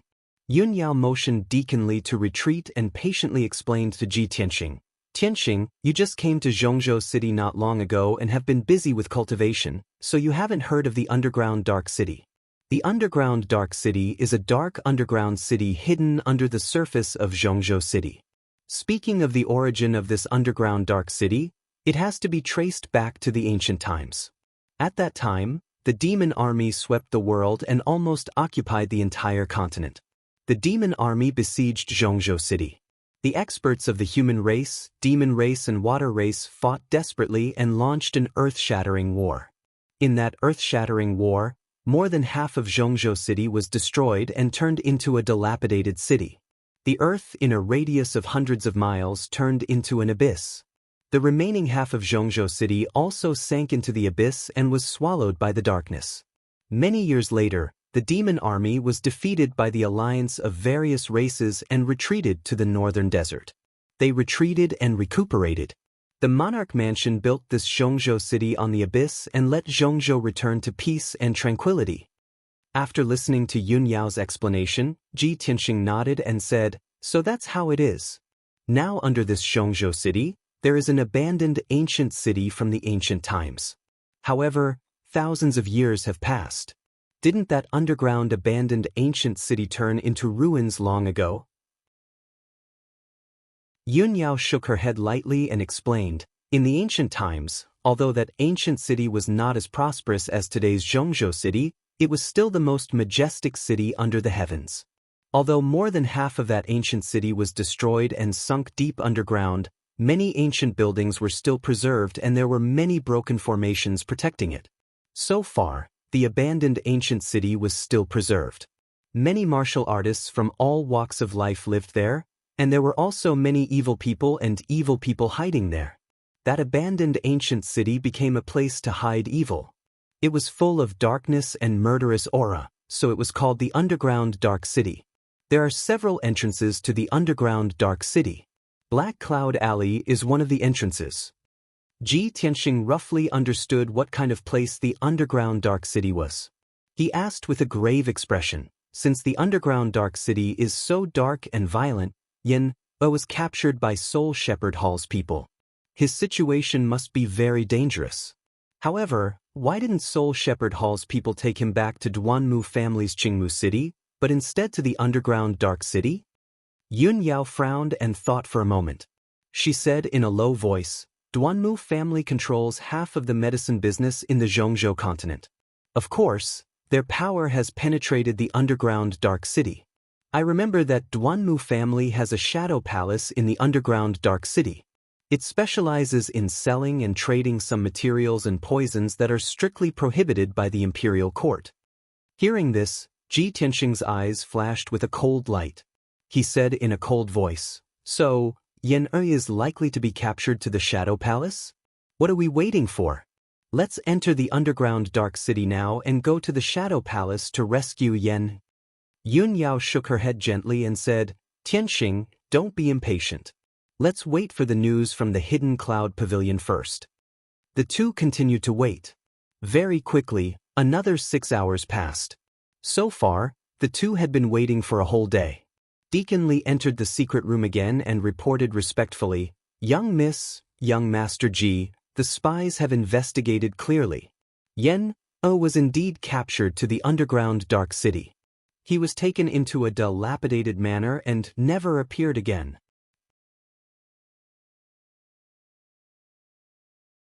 Chapter 651. The result of Deacon Li's report caused Ji Tianxing and Yun Yao to be stunned for a moment. Yen was captured and brought into a dilapidated manor? He was actually not captured and brought to the Umbra Palace. What exactly does the Duanmu clan want to do? The two of them glanced at each other in confusion, then hurriedly stood up and left the secret room to rush towards Black Cloud Alley. Deacon Li originally wanted to send a team of spies to protect them, but Ji Tianxing refused. The spies of the Hidden Cloud Pavilion are mostly at the 7th or 8th level of the Origin Core stage, and are utterly unable to be of any help. Deacon Li, you only need to send a spy to lead the way for us. Since Ji Tianxing had spoken, Deacon Li naturally did as he was told, and sent a young spy that was astute and agile to lead the way for Ji Tianxing and Yun Yao. The three of them left the Hidden Cloud Pavilion's branch and rushed towards Black Cloud Alley with their fastest speed. After an hour, the three of them arrived at Black Cloud Alley. When Ji Tianxing saw the situation in the alley clearly, he only felt disbelief. This was a dirty and old alley, and both sides of the alley were low earthen houses, tiled houses, and wooden sheds. The ground was full of potholes and was covered in muddy water. Walking in the alley, Ji Tianxing saw over 10 martial artists in ragged clothes that had disheveled hair and collapsed under the eaves of the sheds by the side of the road. There were also a few martial artists that wore tattered armor that walked out from the depths of the alley, and their footsteps were unsteady as they limped through the muddy water. They hadn't even walked close when the stench of alcohol assaulted their nostrils, causing them to raise their eyebrows. These were obviously a few drunkards.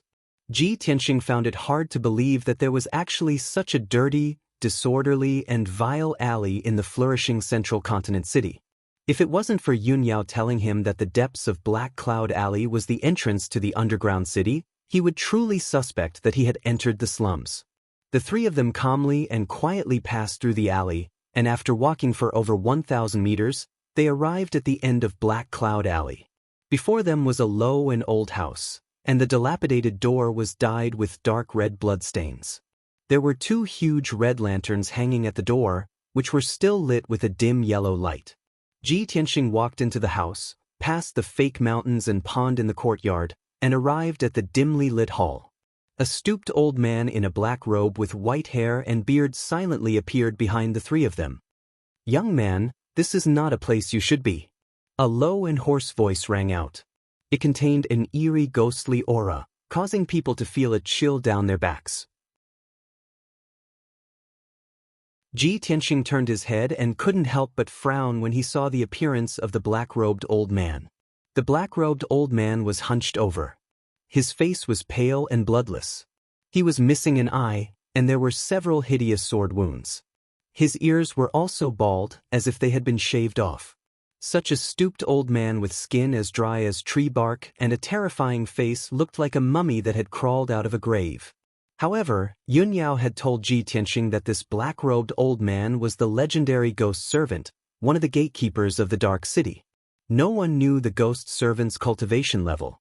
He only had an eerie ghostly aura around him, which made him seem unfathomable.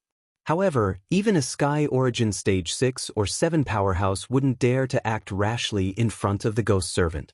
"Senior, we have something to do in the Dark City. Please make an exception." Ji Tianxing bowed to the ghost servant. After explaining the purpose of their visit, he handed over 3 spiritual stones. The ghost servant glanced at Ji Tianxing with his empty eye and grinned with his sparse teeth. "Hee, little guy, you're quite sensible."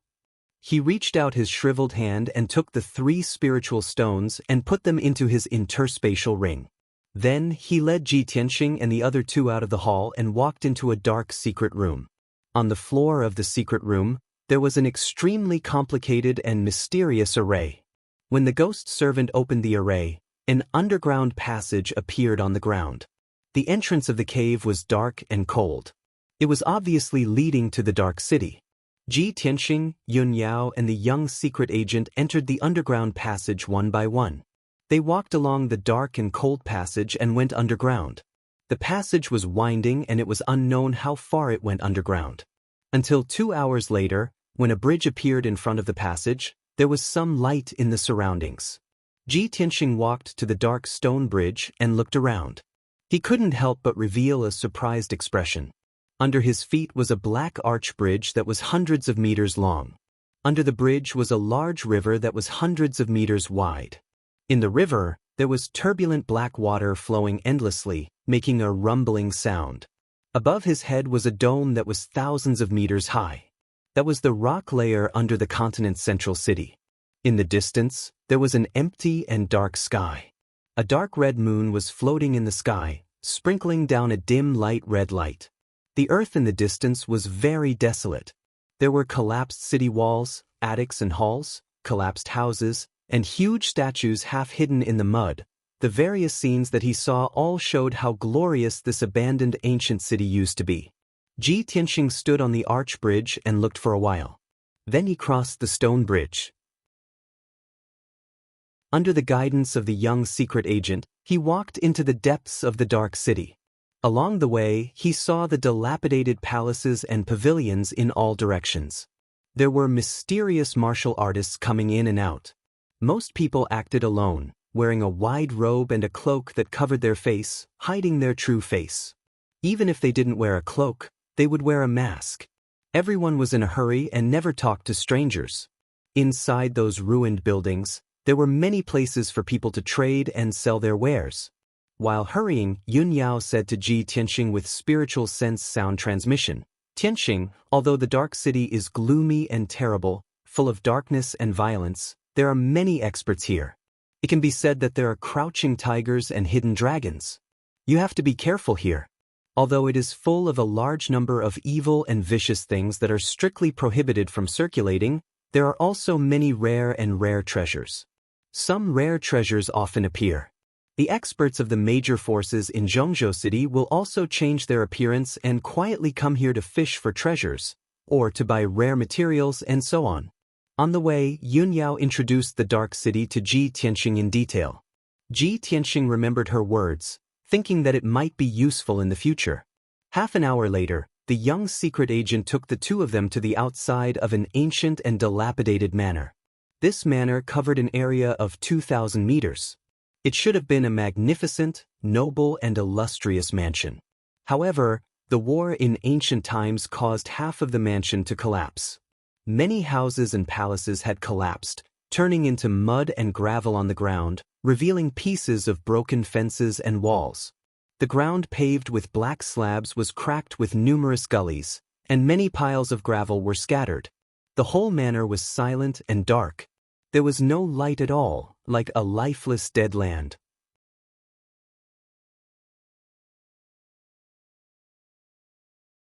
Chapter 652. Ji Tianxing and Yun Yao were hiding in a dark corner outside the manor. The 3 of them secretly observed for a while. The manor was still dead silent, and there was no trace of light or shadow. Ji Tianxing was worried about Yen Er's safety, so he decided to take action. He instructed the young secret agent, "You stay here and keep a lookout outside the manor. Be ready to help us at any time." The young secret agent cupped his hands and bowed. He used his spiritual sense to send a voice transmission. After that, Ji Tianxing and Yun Yao restrained their auras and quietly sneaked into the dilapidated manor. They moved towards the depths of the manor. Both of their movements were light and cautious. They did not make any sound. After 15 minutes, both of them passed through the ruins and arrived at the depths of the manor. They arrived outside a huge black palace. This palace was the main hall of the manor. Although the walls were covered with cracks, the entire palace was slightly tilted and looked like it was about to collapse. However, Ji Tianxing detected that this palace was protected by the Heaven Origin Grand Formation, and there were martial artists' auras in the palace. Not only that, but there were also 3 gloomy and dark true origin fluctuations hidden in a few old houses at the back of the palace. Ji Tianxing turned his head to look at Yun Yao and sent a voice transmission. Yao Yao, there are 4 hidden sentries at the back of the palace. However, they are only at the 8th level of the origin core stage. There's nothing to worry about. Wait for me here for a moment. I'll go and deal with them first before I can break the palace's defensive grand formation. Yun Yao nodded and sent a voice transmission. Tianxing, be careful. Ji Tianxing nodded silently. His figure flashed and flew out. After 2 breaths of time, he moved to the back of the palace and was near a few houses in the ruins. When he got closer, he used his spiritual sense to scan clearly. There were a total of 5 houses that were relatively well preserved, and 4 of them were occupied. The 4 martial artists were wearing black robes. There were soft armor and heart protection mirrors under their robes. They also carried treasured swords, concealed weapons, and crossbows. They were fully equipped. Moreover, the robes of these 4 people were embroidered with the same pattern and pattern. Their auras were similarly gloomy and contained the smell of blood. Even though the 4 of them were meditating in the room, they were still on guard at all times. Seeing this scene, Ji Tianxing frowned slightly as a cold light flashed in his eyes. He thought to himself, looks like these 4 fellows are the assassins of the Soul Shepherd Hall, the ones who captured Yenin. Relying on his strength, killing 4 8th level origin core stage experts was simply easy. However, it was very difficult to do it without alerting the experts and powerhouses in the palace. Ji Tianxing pondered for a moment and immediately had an idea. Earth Emperor's Shield. He muttered in his heart and quietly used his Earth Elemental True Essence to burrow into the ground. He controlled the power of Earth True Essence and quietly moved underground without any hindrance. He was like a fish swimming in water. In a short span of 10 breaths, he swam 100 meters underground and came to the ground of a house. The Soul Shepherd Hall assassin in the house was still meditating on the bed and didn't notice the approaching danger in the slightest. In the next moment, Ji Tianxing emerged from the wall behind the assassin. He appeared soundlessly like a ghost. At this moment, he was only a step away from the Soul Shepherd Hall assassin. He stretched out his right hand like lightning and grabbed towards the assassin's neck. Crack! Along with the sound of bones shattering, this assassin's neck was instantly broken by Ji Tianxing, and he died on the spot. Until the moment of his death, he still didn't understand what had happened. The assassin's body slowly fell down onto the bed without a sound. Blood was still flowing out from his mouth and nose. And at this moment, Ji Tianxing had already left silently. He moved another 20 steps underground and entered the next room. The black-robed assassin in this room faintly heard a light sound and revealed a puzzled expression. He had just opened his eyes. However, he didn't realize that a person had appeared out of thin air from the dark brown wall behind him. Crack! Another sound of bones shattering was heard. This assassin's neck was also broken by Ji Tianxing. He didn't even have time to scream before he died on the spot. Then, Ji Tianxing sneaked into the 3rd and 4th rooms and assassinated the remaining 2 assassins. Although the 2 assassins were alert, they didn't know what had happened. Before they could react, Ji Tianxing appeared like a ghost and silently took their lives. Ji Tianxing easily took care of the 4 assassins from the Hall of Soul Husbandry without making too much noise. He quietly left the house and returned to Yun Yao's side. Yun Yao quickly asked via voice transmission, "Tianxing, have you taken care of them?" Ji Tianxing nodded and replied via voice transmission, "Yes, All 4 Soul Shepherd Hall assassins have been killed. Then, he took Yun Yao and sneaked into the ruins on the side of the palace. He observed the defensive formation silently and thought of a way to break it. After observing for a while, he frowned doubtfully and thought to himself, the defensive formation of this palace isn't a remnant formation from the ancient times. It was set up in recent years. Strange, this is just an ordinary low-grade heaven origin formation. Could it be that the experts in this palace have very ordinary attainments in formations? Ji Tianxing was puzzled and raised his vigilance. He explained the situation to Yun Yao. Then, he performed a secret formation technique and started to break the formation. The low-grade heaven origin formation was very easy for a formation grandmaster like him. It wasn't even worth mentioning. In just a few minutes, he broke a hole in the defensive formation. Swoosh, swoosh. Ji Tianxing and Yun Yao went through the hole in the formation and entered the defensive formation. Although the palace had a black iron gate, they didn't go through the gate. They went through the window of one of the rooms on the first floor and directly entered the palace. The interior of the palace was dilapidated and very old. It was full of cracks and piles of gravel and debris. The air was filled with a damp and rotten smell. It was nauseating. Ji Tianxing and Yun Yao both had the strength of heaven origin stage. They held their breath and quickly shuttled through the palace, searching for traces of Yen. Both of them released their spirit senses to explore the situation around. They didn't miss any room or secret room, even the underground. Not long after, they searched the entire first floor of the palace but found nothing. They just went up to the second floor of the palace and entered a spacious hall. They were about to use their spirit senses to search. At this time, Ji Tianxing suddenly saw 4 statues standing in the 4 dark corners of the hall. Each statue was more than 3 meters tall. They were dark brown all over and the carvings were lifelike. They didn't look like remnants from the ancient times. In terms of appearance, the 4 statues were all of the demon clan. Half of them were like humans and the other half were like eagles. Ji Tianxing stepped toward one of the statues and prepared to observe it closely. However, the statue suddenly moved and opened its eyes, revealing a pair of dark golden bright eyes.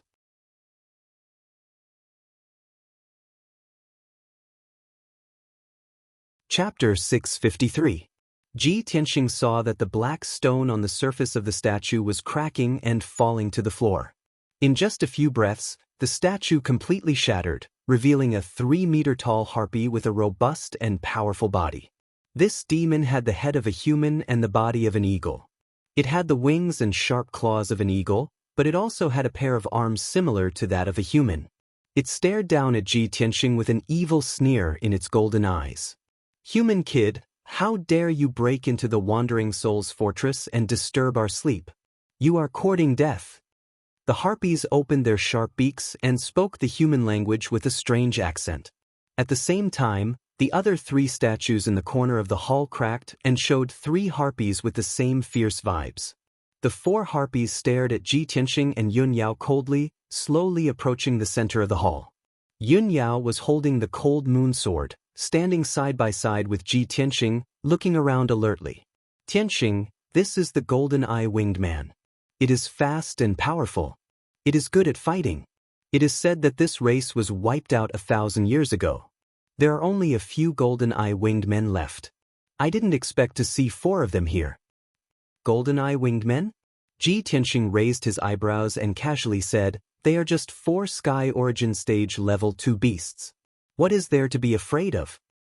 He coldly stared at the golden eye winged man and asked, "2 days ago, did the Hall of Soul Husbandry catch a human boy and keep him here?" The golden eye winged man showed a mocking look. "Kid, what is the Hall of Soul Husbandry?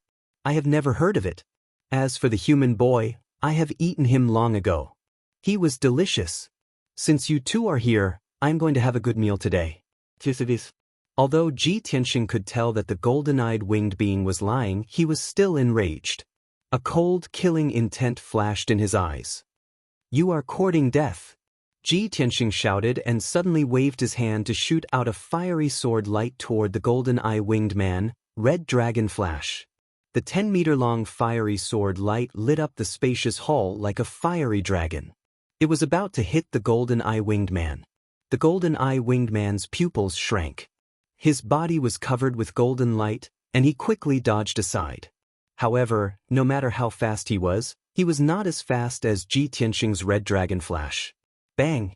With a muffled sound, crimson dragon flash pierced through the chest of the golden-eyed winged man, shattering his heart and internal organs. Its 3-meter-tall body exploded into pieces of flesh and blood, scattering in the corner of the hall.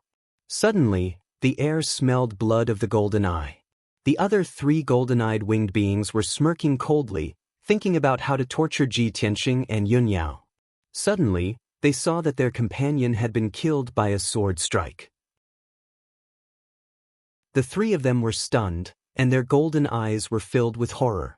Seizing the opportunity, Ji Tianxing used the Golden Emperor Slash and charged toward the other golden-eyed winged man with unparalleled ferocity.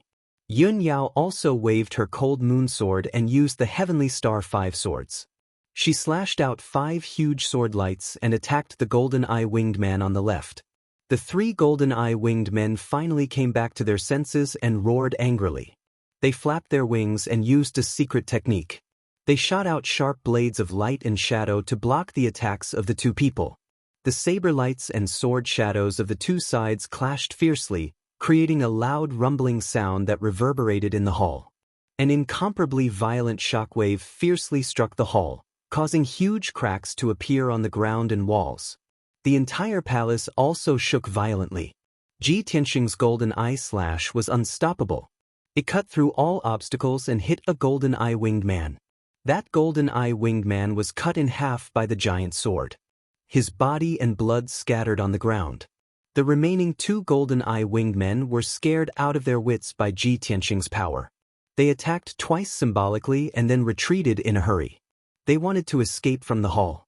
However, Ji Tianxing was determined to kill them. How could he let them escape?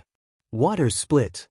He released a huge sword light that was more than 10 meters long and killed a golden eye winged man on the spot. He also smashed the entire wall of the hall. Yun Yao also used the moonlight essence. She slashed out a crescent-shaped light blade and killed another golden eye winged man on the spot.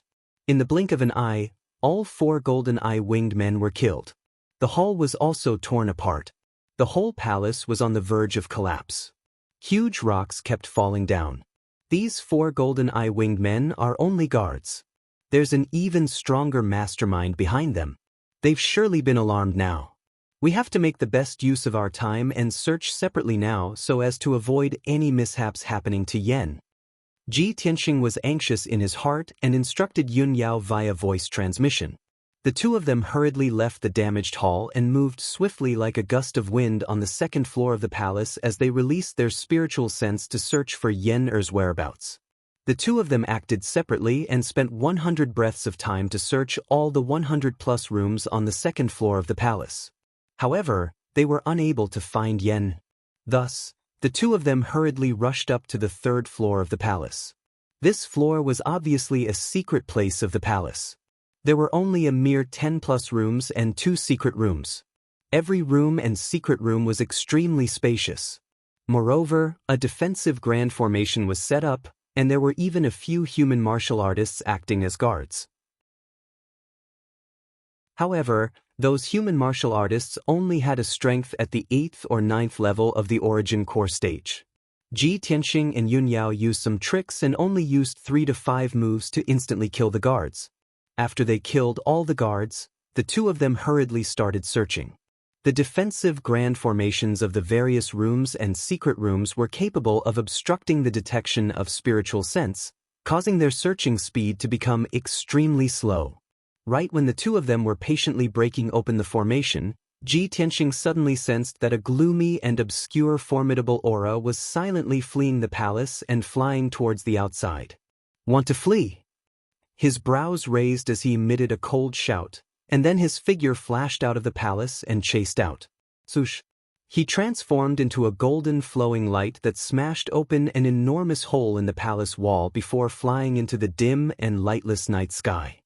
He raised his head to look ahead and saw a thin figure in a black robe carrying a little boy as it flew swiftly in the night sky 200 meters away.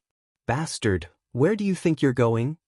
Ji Tianxing shouted out furiously with a murderous aura, and then he exploded out with vast true essence as he chased after the figure like a flowing light. Swish! In the blink of an eye, he'd caught up to the black-robed figure and stopped the black-robed figure in the sky above the ruins of the manor. Meanwhile, Ji Tianxing saw clearly that the black-robed figure was a thin and slovenly old man. His disheveled long hair covered half of his face and only revealed a pair of eyes that flickered with flames.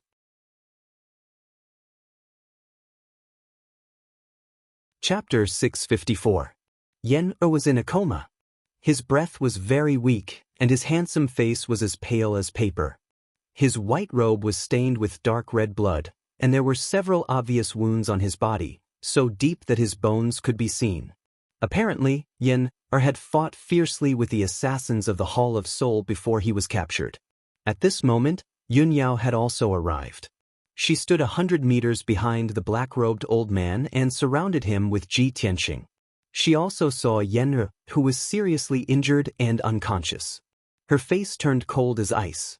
In their minds, Yen's life had been rough, and he had endured a lot of hardships, which made them feel sorry for him.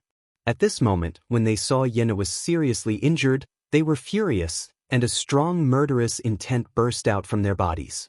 Ji Tianxing stared at the black-robed old man coldly and asked in a deep voice, "Who are you? Why do you want to capture Yen?" The black-robed old man stared at Ji Tianxing and said in a deep and hoarse voice, "Kid, this is between me and him. It has nothing to do with you. If you don't want to die, get out of my way."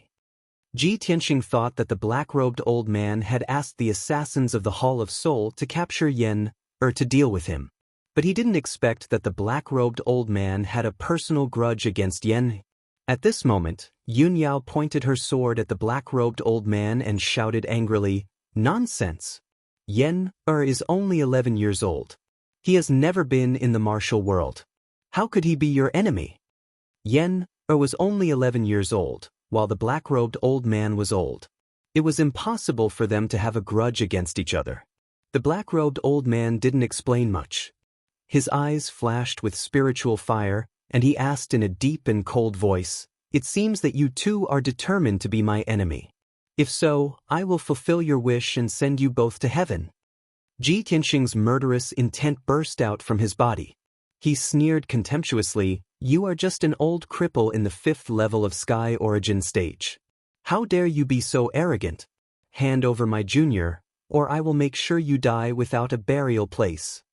As he spoke, the true essence in his body accelerated, quickly accumulating strength, and his aura became extremely overbearing and tyrannical. The black-robed old man sneered, grabbed Yen, and threw him into the distant night sky. The unconscious Yen, cut through the night sky and fell toward the ruins 1,000 meters away. Shua! Seeing this, Yun Yao rushed over without hesitation, wanting to catch Yen, before he fell to the ground. At this moment, a gloomy killing intent flashed through the black-robed old man's eyes. He suddenly drew a black curved blade and slashed 3 black blade lights at Yun Yao. Die! The pitch-black scimitar gave off an ancient aura. It was obviously not an ordinary item. 3 pitch-black saber lights that were 30 meters long and contained a dense aura of death silently streaked across the night sky and were about to slash Yun Yao. Yun Yao sensed that something was wrong, but it was too late to dodge. The 3 pitch-black saber lights shrouded her figure and were about to kill her. At this critical moment, Ji Tianxing, who had been ready for a long time, rushed to Yun Yao's side in a flash. He stood in front of Yun Yao and used the Golden Rock Wings fusion technique, using his golden wings to block the saber light descending from the sky. Bang! Bang! Bang! The huge saber lights slashed the golden wings, producing a deafening muffled sound. The violent shock wave sent Yun Yao flying backward and she fell to the ground with Yen. Ji Tianxing was unscathed. He roared with a murderous aura and rushed toward the black-robed old man. Golden slash! In anger, he used his killer move with all his strength. He released a giant golden sword that was 100 meters long and slashed toward the black-robed old man with a force that could split heaven and earth. As soon as the giant golden sword appeared, Its dazzling brilliance illuminated the entire manor. The dark brown earth and ruins were also illuminated to the finest detail. The dazzling golden light also clearly reflected the horror in the black-robed old man's eyes. He obviously did not expect that Ji Tianxing, who looked only 18 or 19 years old, could perform such a terrifying sword technique. At this critical moment, the black-robed old man put away his black saber and flipped his palm. A simple and mottled bronze cauldron appeared out of thin air. Cauldron stabilizes heaven and earth. The black-robed old man activated his majestic vital essence and poured it into the cauldron. Suddenly, the bronze cauldron expanded to the size of a house and enveloped him.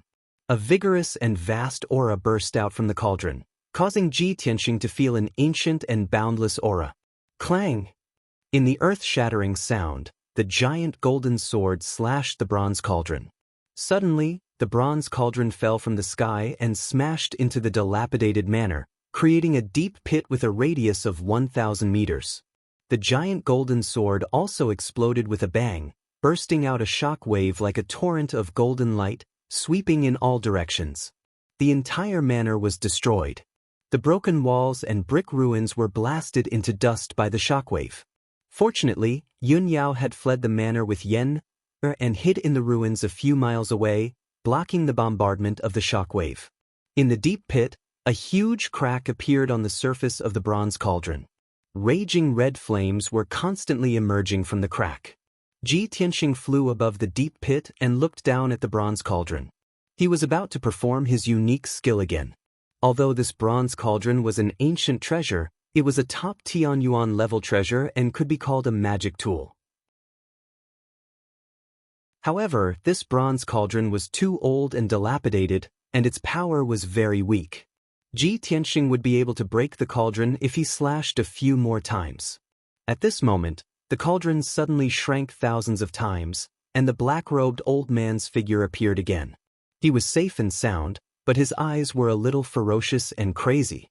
"You despicable little bastard, you actually destroyed this old man's treasure. I'm going to kill you and use your flesh and blood to feed the spiritual snake." The black-robed old man cursed in a vicious tone. He quickly put away the bronze cauldron and waved his hand to shoot out a red flame. Swoosh! The crimson flame flew into the night sky and immediately expanded countless times in size. Suddenly, a colorful spiritual snake of flame appeared. It flew rapidly in the night sky and rushed toward Ji Tianxing. The spiritual snake of flame was hundreds of meters long. It was like a divine dragon of flame. It was surrounded by monstrous flames and exuded a terrifying heat. The air in all directions was burned clean by the high temperature. The area within a radius of 1,000 meters became a vacuum. The broken walls and brick ruins on the ground were burned red and turned into dark red magma. As the spiritual snake of flame flew, the dark red magma on the ground also flew into the sky. It condensed into pillars of magma and blasted toward Ji Tianxing. Ji Tianxing sensed the terrifying power of the spiritual snake of flame. He frowned and his eyes became serious. Is this a treasure or a demonic beast? There are 9 different colors of flames? This huge dragon-like spiritual snake of flame was neither a magic weapon nor a demonic beast. It was a flame with intelligence.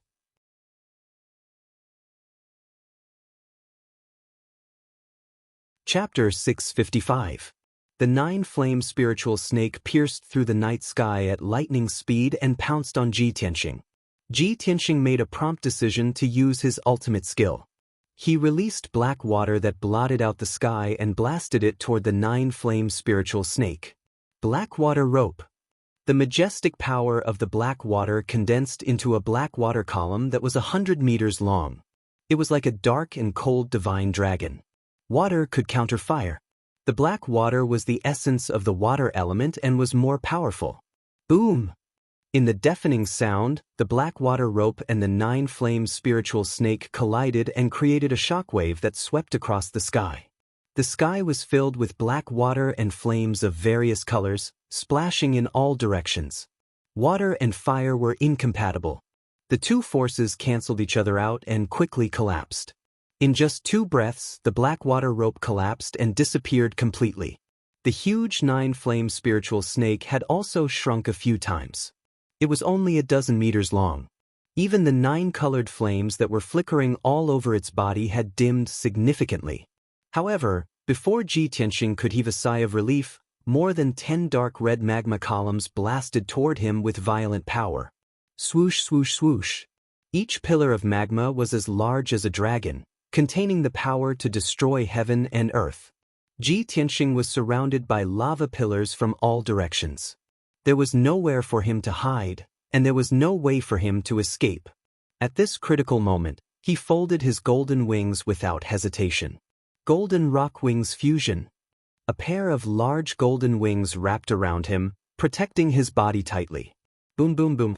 A total of 16 magma columns blasted the golden wings and instantly drowned Ji Tianxing's figure.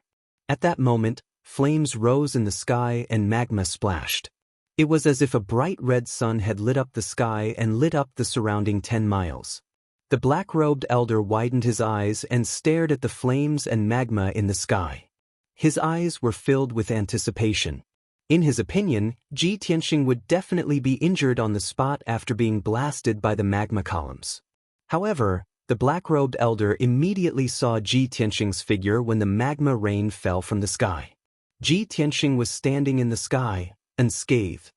He was looking at him coldly, and his entire body was surging with a strong murderous intent. Metal slash. Ji Tianxing roared angrily and released a 100-meter-long golden sword light that slashed toward the black-robed old man. The giant golden sword tore through the night sky at lightning speed, containing an extremely domineering and fierce aura. The black-robed old man had seen the power of this sword technique. Even the bronze pill cauldron had a huge crack. When he saw the giant golden sword coming at him, his expression immediately changed, revealing a look of intense fear. At the critical moment, he formed a mysterious seal with both of his hands. He activated his majestic power and shot out a crimson flame into the 9-flame spiritual snake. Instantly, the 9-flame spiritual snake's body expanded once again, returning to 100 meters long. Spiritual snake protection. As the black-robed old man shouted in a low voice, the giant 9-flame spiritual snake wrapped around him and flew rapidly. The 9-flame spiritual snake's huge body wrapped around him a few times, protecting him very well. The next moment, the giant golden sword slashed the 9-flame spiritual snake's body violently, creating a loud and dull sound. Boom! The giant golden sword collapsed on the spot, bursting into golden light fragments that blotted out the sky and covered the earth. The 9-flame spiritual snake and the black-robed old man were both sent flying backward. They drew an arc in the night sky and fell toward the ruins below. Moreover, the 9-flame spiritual snake was severely injured. Its body shrunk again, and it let out a sorrowful cry. Seeing this, Ji Tianxing immediately frowned and a tinge of surprise flashed in his eyes. This 9-flame spiritual snake is a bit strange. It can block my killing moves time and time again. Ji Tianxing could tell that although the 9-flame spiritual snake was not a celestial artifact, its power and effects were better than a celestial artifact. It must be the black-robed old man's trump card. An idea popped up in his mind. He wanted to capture the 9-flame spiritual snake and study it carefully. It seemed that the 9-flame spiritual snake and the black-robed old man were about to fall into the ruins below. Just as they were about to hit the ground, the 9-flame spiritual snake stopped falling. It stretched out its huge body and caught the black-robed old man. Swoosh! With a flash of fire, the 9-flame spiritual snake flew back into the sky with the black-robed old man on its back. However, the black-robed old man had already seen Ji Tianxing's strength and means. He no longer had any intention to fight. He did not want to be entangled with Ji Tianxing. He stepped on the 9-flame spiritual snake and ran away as fast as a shooting star. You still want to run away? In your dreams? Ji Tianxing shouted with a murderous intent and chased after the old man without hesitation. Swoosh! He turned into a golden shooting star and pierced through the night sky like a sharp sword, making a sharp air-rending sound. In just 20 breaths' time, Ji Tianxing caught up with the 9-flame spiritual snake. He only hesitated for a moment before he activated the sword embryo in his abdomen. It turned into a huge golden sword and charged toward the black-robed old man. Sword of Judgment. The huge golden sword was 30 meters long and had a pair of wings formed by golden light. It contained an unstoppable aura that could pierce through everything. When the black-robed old man saw the Sword of Judgment coming toward him, his face changed drastically. His eyes were filled with horror. He could clearly feel that the power of the Sword of Judgment was more than twice the power of the golden slash. If he used the 9-flame spiritual snake to block it, the spiritual snake would most likely be smashed into pieces. At this critical moment, the black-robed old man took out the green bronze crucible without hesitation. "Go, Universal Crucible!" He shouted and injected his true core power into the green bronze crucible. The green bronze crucible expanded by 1,000 times. Then he controlled the green bronze crucible and smashed it toward Ji Tianqing.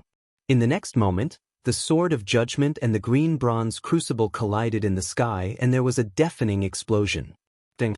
How powerful was the Sword of Judgment? The green bronze crucible, which was the size of a house, was smashed into pieces by the Sword of Judgment. It exploded into 48,000 pieces and scattered in all directions. The green bronze crucible, which was a top heavens origin artifact, was smashed into pieces by Ji Tianqing's sword. The deafening explosion and violent shockwaves, mixed with the countless pieces of the green bronze crucible, swept across the area with a radius of a few thousand meters. When the black-robed old man saw the green bronze crucible being destroyed, he was heartbroken. However, no matter how precious the green bronze crucible was, it was not as important as the 9-flame spiritual snake. He sacrificed the green bronze crucible to block Ji Tianqing's killing move. He had achieved his goal. When the green bronze crucible was smashed into pieces, he had already ridden the 9-flame spiritual snake and escaped into the distance. The Sword of Judgment had also consumed a lot of energy and its radiance had dimmed. Swoosh! The giant sword lost its dazzling radiance and suddenly shrunk countless times. It flew back to Ji Tianqing and went back into his stomach. Ji Tianqing looked at the sky in front of him. When he saw the black-robed old man flying away on the 9-flame spiritual snake, he went all out to pursue him.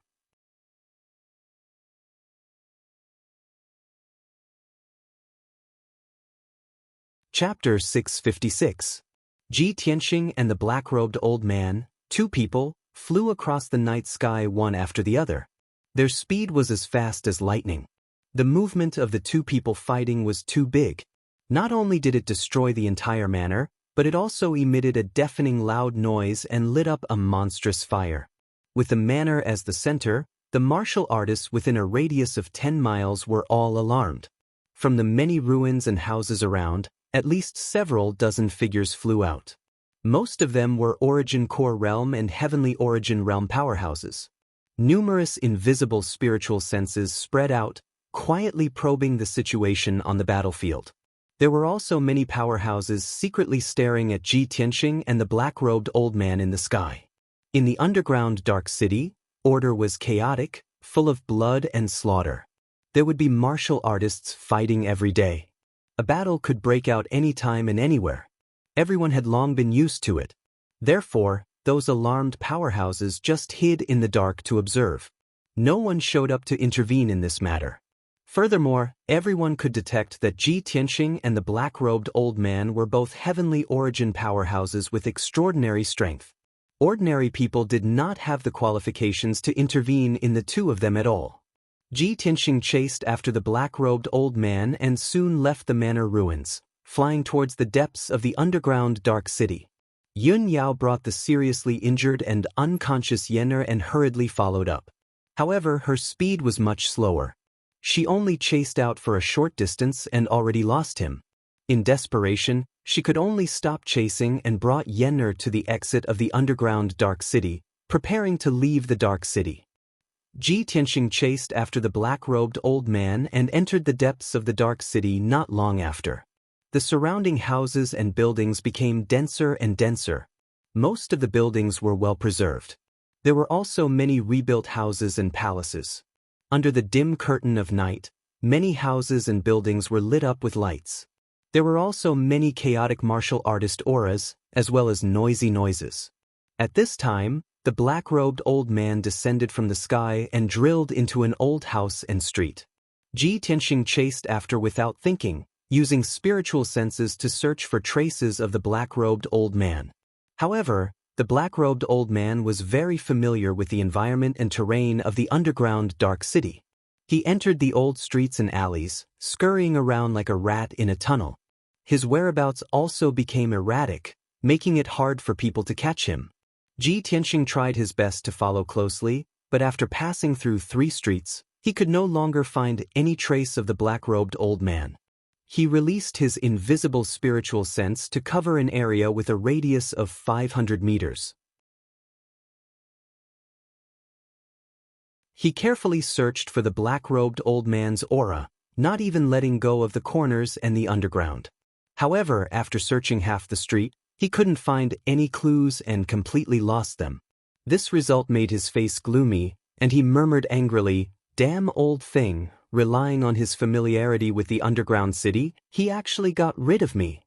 No way, after all, he entered the underground dark city for the first time, and his eyes were completely black. The black-robed old man had obviously lived in the dark city for many years and knew every street and corner like the back of his hand. Ji Tianxing stood outside a palace at the end of the street. His brows were tightly furrowed as killing intent flashed in his eyes. "The next time I meet him, I absolutely won't let him escape," he muttered with a heart full of resentment, and was about to turn around and leave. But right at this moment, 4 figures abruptly rushed out from the black palace behind him, arriving at his side swiftly like lightning. Swish, swish, swish, swish. 4 human martial artists wearing black armor drew their swords and sabers one after another, surrounding him. Ji Tianxing frowned, and his gaze coldly glanced at the 4 martial artists. He saw that these 4 human martial artists all had strength around the 8th level of the Origin Core stage. They wore standard armor and seemed to be the guards of the palace. One of the martial artists with a tall and sturdy figure stared at him with a ghastly gaze and shouted in a deep voice, "Who are you, to actually dare use your spiritual sense to spy on our dark shadow palace?" Hearing this person's words, Ji Tianxing's brows instantly raised, and a strange light flashed in his eyes. Dark Shadow Palace? This is the Dark Shadow Palace? Earlier, he chased the black-robed old man here and completely lost his aura and clues. He had indeed used his spiritual sense to investigate the situation within the palace, searching for the black-robed old man's whereabouts.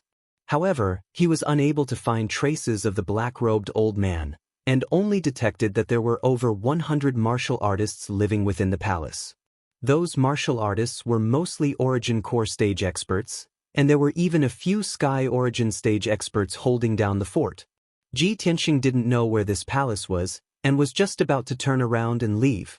Unexpectedly, the 4 guards rushed out and surrounded him, allowing him to know that this palace was the Dark Shadow Palace. Ji Tianxing was rather surprised, and his face revealed a playful sneer. No wonder that old cripple's aura vanished when he fled here. Looks like he's most likely hiding within the Dark Shadow Palace. The 4 armored guards didn't notice Ji Tianxing's abnormality. The person in the lead still had an icy cold gaze, and he furiously shouted with a murderous aura, "Speak quickly. What exactly do you want to do by spying on the secrets of the Dark Shadow Palace with ill intentions?" Ji Tianxing didn't answer his question and instead asked, "Is this Dark Shadow Palace the property of the Duanmu family?" The 4 guards' faces changed, and a cold light flashed across the leader's eyes, and he shouted in a deep voice, "You thief, you really have ulterior motives. Take him down." Following the leader's cold shout, the 4 of them waved their swords, and a dazzling sword light slashed towards Ji Tianxing. "Seeking your own death." Ji Tianxing coldly laughed, and a cold murderous intent flashed across his eyes. He turned a blind eye to the sword light slashing towards him from all directions, and as fast as a flash of light, he waved his hands and shot out 4 golden sword lights. Swoosh, swoosh, swoosh, swoosh. The sharp sword light flashed wildly, and in an instant, it slashed across the necks of the 4 guards, causing blood to splatter everywhere. The bodies of the 4 guards instantly froze, and they stopped waving their swords. Their hands clutched their throats, and their eyes widened in horror. Their attacks were easily dodged by Ji Tianxing. Their attacks landed on the ancient black stone ground and produced muffled sounds of bang bang bang bang bang. A moment later, the 4 of them were dead, and they fell to the ground with a plop plop, and no longer made a sound. At this time, Ji Tianxing had already walked to the entrance of the Dark Shadow Palace, and he lifted his foot to kick the heavy stone door that was 10 meters tall. Bam! In the deafening sound, the black stone door that weighed tens of thousands of kilograms was kicked down by his foot, and it fell to the ground in pieces, causing the entire palace to shake non-stop.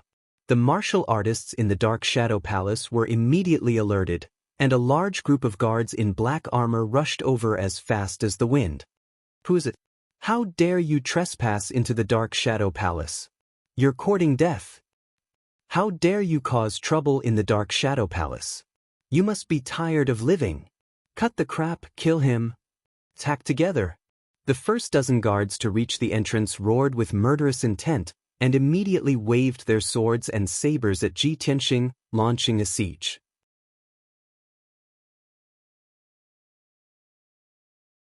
Chapter 657. Before entering the underground Dark City, Yun Yao told Ji Tianxing before that the Dark Shadow Palace was the Duanmu family's property. For the black-robed old man to be able to instruct the Soul Shepherd Hall's assassins to capture Yenna, he must have some connection with the Duanmu family. Furthermore, he disappeared when he escaped to the vicinity of the Dark Shadow Palace. Ji Tianxing had reason to believe that he most likely hid in the Dark Shadow Palace. Therefore, Ji Tianxing wanted to go on a killing spree. Even if he could not find the black-robed old man, he would also destroy the Dark Shadow Palace. When over a dozen Origin Core Realm guards rushed over, Ji Tianxing revolved his majestic True Essence, condensing it into a True Essence shield, protecting himself. Bang, bang, bang. Several dozen blade lights and sword shadows slashed onto him, but they were all blocked by the True Essence shield. He waved both palms, his 10 fingers flicking repeatedly, continuously shooting out beams of golden sword light, charging towards the black-armored guards around him. Bush, bush, bush. Countless sword lights shot out in unison, emitting a sharp ear-piercing sound of tearing through the air, bringing along puffs of dark red blood flowers. One black-armored guard after another had their throats or hearts pierced by the golden sword light, falling to the ground on the spot, unable to get up. No one could stop Ji Tianxing's charge, let alone block the golden sword light that he released. After a short few breaths, over a dozen guards around him were all killed on the spot. Over a dozen corpses were lying on the ground in disarray, causing the hall to be filled with a thick stench of blood. But Ji Tianxing was completely unscathed. His entire body was not even stained with blood. He strode across the vast hall and walked towards the depths of the Dark Shadow Palace. Black-armored guards constantly rushed out from all around. There were even quite a few guard captains and deacons who also rushed over to surround and kill him. But no one could stop his footsteps. Origin Core Realm experts, no matter how many came, they would all die without a doubt. When Ji Tianxing passed through the hall on the first floor and charged to the second floor of the Dark Shadow Palace, over 30 corpses had already fallen behind him. The hall and the surrounding walls were also slashed with many holes by the blade lights and sword lights, splitting open a series of enormous cracks. Finally, when Ji Tianxing reached the hall on the second floor, he was stopped by several experts. In the brightly lit hall, there were 4 Sky Origin stage cultivators. The leader was an old man in a purple robe. He was the manager of the Dark Shadow Palace. He was at the 5th level of the Sky Origin stage. There were 3 middle-aged men standing behind him. They were wearing long robes with embroidered patterns. They were the leaders of the Dark Shadow Palace. They were all at the 3rd level of the Sky Origin stage. Besides that, there were over 10 Yuan Dan stage guards and deacons in the surroundings of the hall, all of them on alert as they stared at Ji Tianxing with eyes filled with killing intent. Ji Tianxing stepped into the hall and stopped 100 steps away from the purple-robed elder. His gaze swept across the 4 Heaven Yuan experts and the dozen or so Yuan Dan experts around him. Then he secretly released his spiritual consciousness to explore every corner of the Dark Shadow Palace, searching for traces of the black-robed elder. The purple-robed elder's face was extremely gloomy. His eyes were filled with cold, killing intent. Seeing Ji Tianxing's fearless attitude, the fury in his heart burned even more. He shouted angrily in a deep voice, "Kid, who are you? Don't you know where the Dark Shadow Palace is? How dare you barge into the Dark Shadow Palace and start a massacre? How dare you? No matter how powerful you are, no matter who your backer is, you will die today." Ji Tianxing looked at the purple-robed elder emotionlessly and said indifferently, "Of course I know where this place is. Otherwise, why would I barge in? I'll give you a chance to live. Hand over the old cripple who just hid in here and I'll spare your lives." Hearing this, the purple-robed elder was so angry that he laughed. "Ha! Did I hear it wrong? Little bastard, you barged into the Dark Shadow Palace alone and you're about to be killed. How dare you be so arrogant? Even if you kneel down and beg for mercy, I won't let you go. Today, I'll chop you into pieces and feed you to the dogs." With that, the purple-robed elder waved his hand and gave the order. "Kill him." The dozens of Yuan Dan experts around the hall all charged towards Ji Tianxing with murderous intent. Everyone waved their swords and sabers, slashing out an overwhelming amount of sword and saber light, enveloping Ji Tianxing's figure. In a split second, the wide hall with a radius of 100 meters was filled with fierce and domineering saber energy and sword intent, causing a violent hurricane to blow. Ji Tianxing was in the center of the hurricane. His entire body lit up with a dazzling light, condensing into an oval-shaped shield. Saber lights and sword shadows that blotted out the sky and covered the earth slashed at his true essence shield, but they were unable to harm him at all. The saber light and sword light were all shattered into pieces and scattered in all directions, hitting the walls and the ground, blasting out numerous holes and cracks. Ji Tianxing's palm flashed, and the black dragon sword appeared out of thin air. Dragon soars from the 9 heavens. He brazenly drew his sword and slashed out a 30-meter-long Frost Divine Dragon. The Frost Divine Dragon let out an earth-shattering roar and instantly broke through the blockade of saber light and sword light, blasting a few Yuan Dan experts into pieces. The Frost Divine Dragon did not blast towards the walls of the hall. Instead, it circled around Ji Tianxing and charged around the hall. Bam, bam, bam. Wherever the Frost Divine Dragon passed, all the saber light and sword light were shattered, and the dozens of Yuan Dan experts were sent flying. Everyone was sent flying, crashing heavily into the walls of the hall, making a series of dull thuds. When they landed on the ground, all of them were bleeding from all 7 orifices, their bodies twisted and fell to the ground.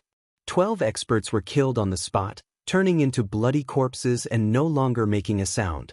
The few lucky survivors were still breathing, but they were also severely injured. Their bodies twitched as they screamed in pain. In the blink of an eye, the hall became a scene of devastation, a complete mess. The ground and walls were filled with cracks, and huge rocks kept falling from the roof, smashing into the hall. Smoke and dust filled the hall, and it was filled with the thick smell of blood. The only people who were still standing were Ji Tianxing, the purple-robed elder, and the 3 leaders. The 5 of them were all Sky Origin experts. When the 4 powerhouses saw Ji Tianxing kill more than a dozen powerhouses with a single move, their eyes widened in shock. The purple-robed elder was both furious and shocked. His hands and his sleeves were trembling. All these years, he had been in charge of the Dark Shadow Palace. With the Duanmu family as his backing, no one dared to provoke him, and no one dared to cause trouble in the Dark Shadow Palace. He had been a tyrant for many years, enjoying all the glory and wealth. It had been many years since he had personally fought a battle. He did not expect to meet such a ruthless person like Ji Tianxing today. Not only did Ji Tianxing start a massacre in the Dark Shadow Palace, he was also so powerful. The purple-robed elder took a deep breath and calmed down, temporarily suppressing his anger. He frowned and said in a low voice, "Kid, who are you? How dare you go against the Duanmu family?"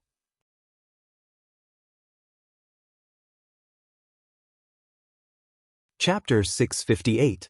Obviously, the purple-robed elder was afraid of Ji Tianxing's terrifying strength and had no choice but to calm down. He knew that he could not stop Ji Tianxing. If they fought, the Dark Shadow Palace would be implicated.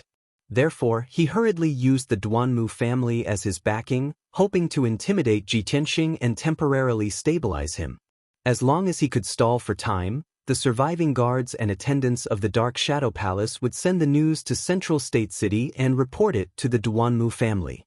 In at most 4 to 6 hours, Central State City would send experts as reinforcements. At that time, Ji Tianxing would not be able to escape even if he had wings and would definitely die. However, the purple-robed elder's plan was completely useless against Ji Tianxing. Ji Tianxing was not afraid of the Duanmu family's power at all. He sneered, "Leave a way out? What a joke!" When the Dark Shadow Palace killed people, did they think of this sentence? Also, didn't you just say that no matter what, you would tear me into pieces and no one would be able to save me? Since that's the case, why are you still talking nonsense? Ji Tianxing, of course, could guess the purple-robed elder's thoughts. He also knew that he could not stay in the Dark Shadow Palace for long and had to end the battle quickly. If he dragged on for too long, at most 4 to 6 hours, the Duanmu family's experts would arrive as reinforcements. Therefore, he had to destroy the Dark Shadow Palace as fast as lightning. Die! Ji Tianxing coldly shouted and brazenly waved his sword, sending out 4 dazzling sword radiances, fiercely chopping towards the purple-robed elder and the 3 elders. The 4 of them did not expect him to be so arrogant, not caring about the Duanmu family's prestige and ruthlessly attacking. When the 10-meter-long golden sword slashed over, the 4 of them revealed looks of grief and indignation. They roared with killing intent as they launched a counterattack. "Brat, you're courting death. Reckless thing, I'll fight it out with you. Since you're so eager to die, I'll fulfill your wish. I'll cut you into 8 pieces and grind your bones to dust." The purple-robed elder and the 3 leaders brandished their swords and sabers in unison, displaying their unique saber and sword techniques. They slashed out overwhelming saber light and sword shadows to block Ji Tianxing's attacks. Numerous saber lights and sword lights collided with each other, causing muffled pung ping pung pung sounds to reverberate intensely in the hall. The violent force exploded, causing the entire Umbra Palace to tremble incessantly. The hall was immediately torn apart. The surrounding walls were shattered and collapsed with a loud bang. The roof also collapsed, turning into countless pieces of rubble and dust, falling down with a rumbling sound. In just a few breaths of time, more than half of the Shadow Palace had collapsed. Even with the protection of the formation, it was useless. Although the purple-robed elder and the 3 leaders managed to block the attack of the giant golden sword, they were still sent flying. Swish! Swish! The 4 of them passed through the smoke and dust and flew into the night sky outside the Shadow Palace. At the same time, Ji Tianxing also rushed out. He flew to the top of the Shadow Palace and performed an ultimate sword technique. "Shatter the mountains and rivers!" he shouted coldly. His figure flashed in the night sky like a flash of light, constantly waving his palms to release huge golden sword light. Swish! Swish! Swish! In the blink of an eye, the night sky within a radius of 1,000 meters was covered by thousands of giant golden swords. The golden light was blinding and chaotic. Thousands of sword light covered the entire Shadow Palace, like a huge sword formation. In the next moment, Ji Tianxing detonated all the giant golden swords at the same time. Thousands of sword light exploded at the same time, erupting with destructive power. Boom! In the deafening explosion, the area within a radius of 1,000 meters was drowned in golden flames, like a huge golden sun. The night sky of this region, the towering Shadow Palace, and the surrounding houses and buildings were instantly shattered into pieces, turning into dust that filled the sky. There were still dozens of cultivators in the Dark Shadow Palace who did not manage to escape. There were also countless spirit stones, pills, and rare treasures that had been destroyed by this explosion, turning into ashes. Even the purple-robed elder and the 3 leaders who were further away were severely injured by the violent shockwave and vomited blood. They hurriedly retreated 1,000 meters away. The terrifying explosive power could really shatter mountains and rivers and destroy everything. After a while, when the dazzling golden light dissipated and the explosion in the night sky stopped, the world finally calmed down.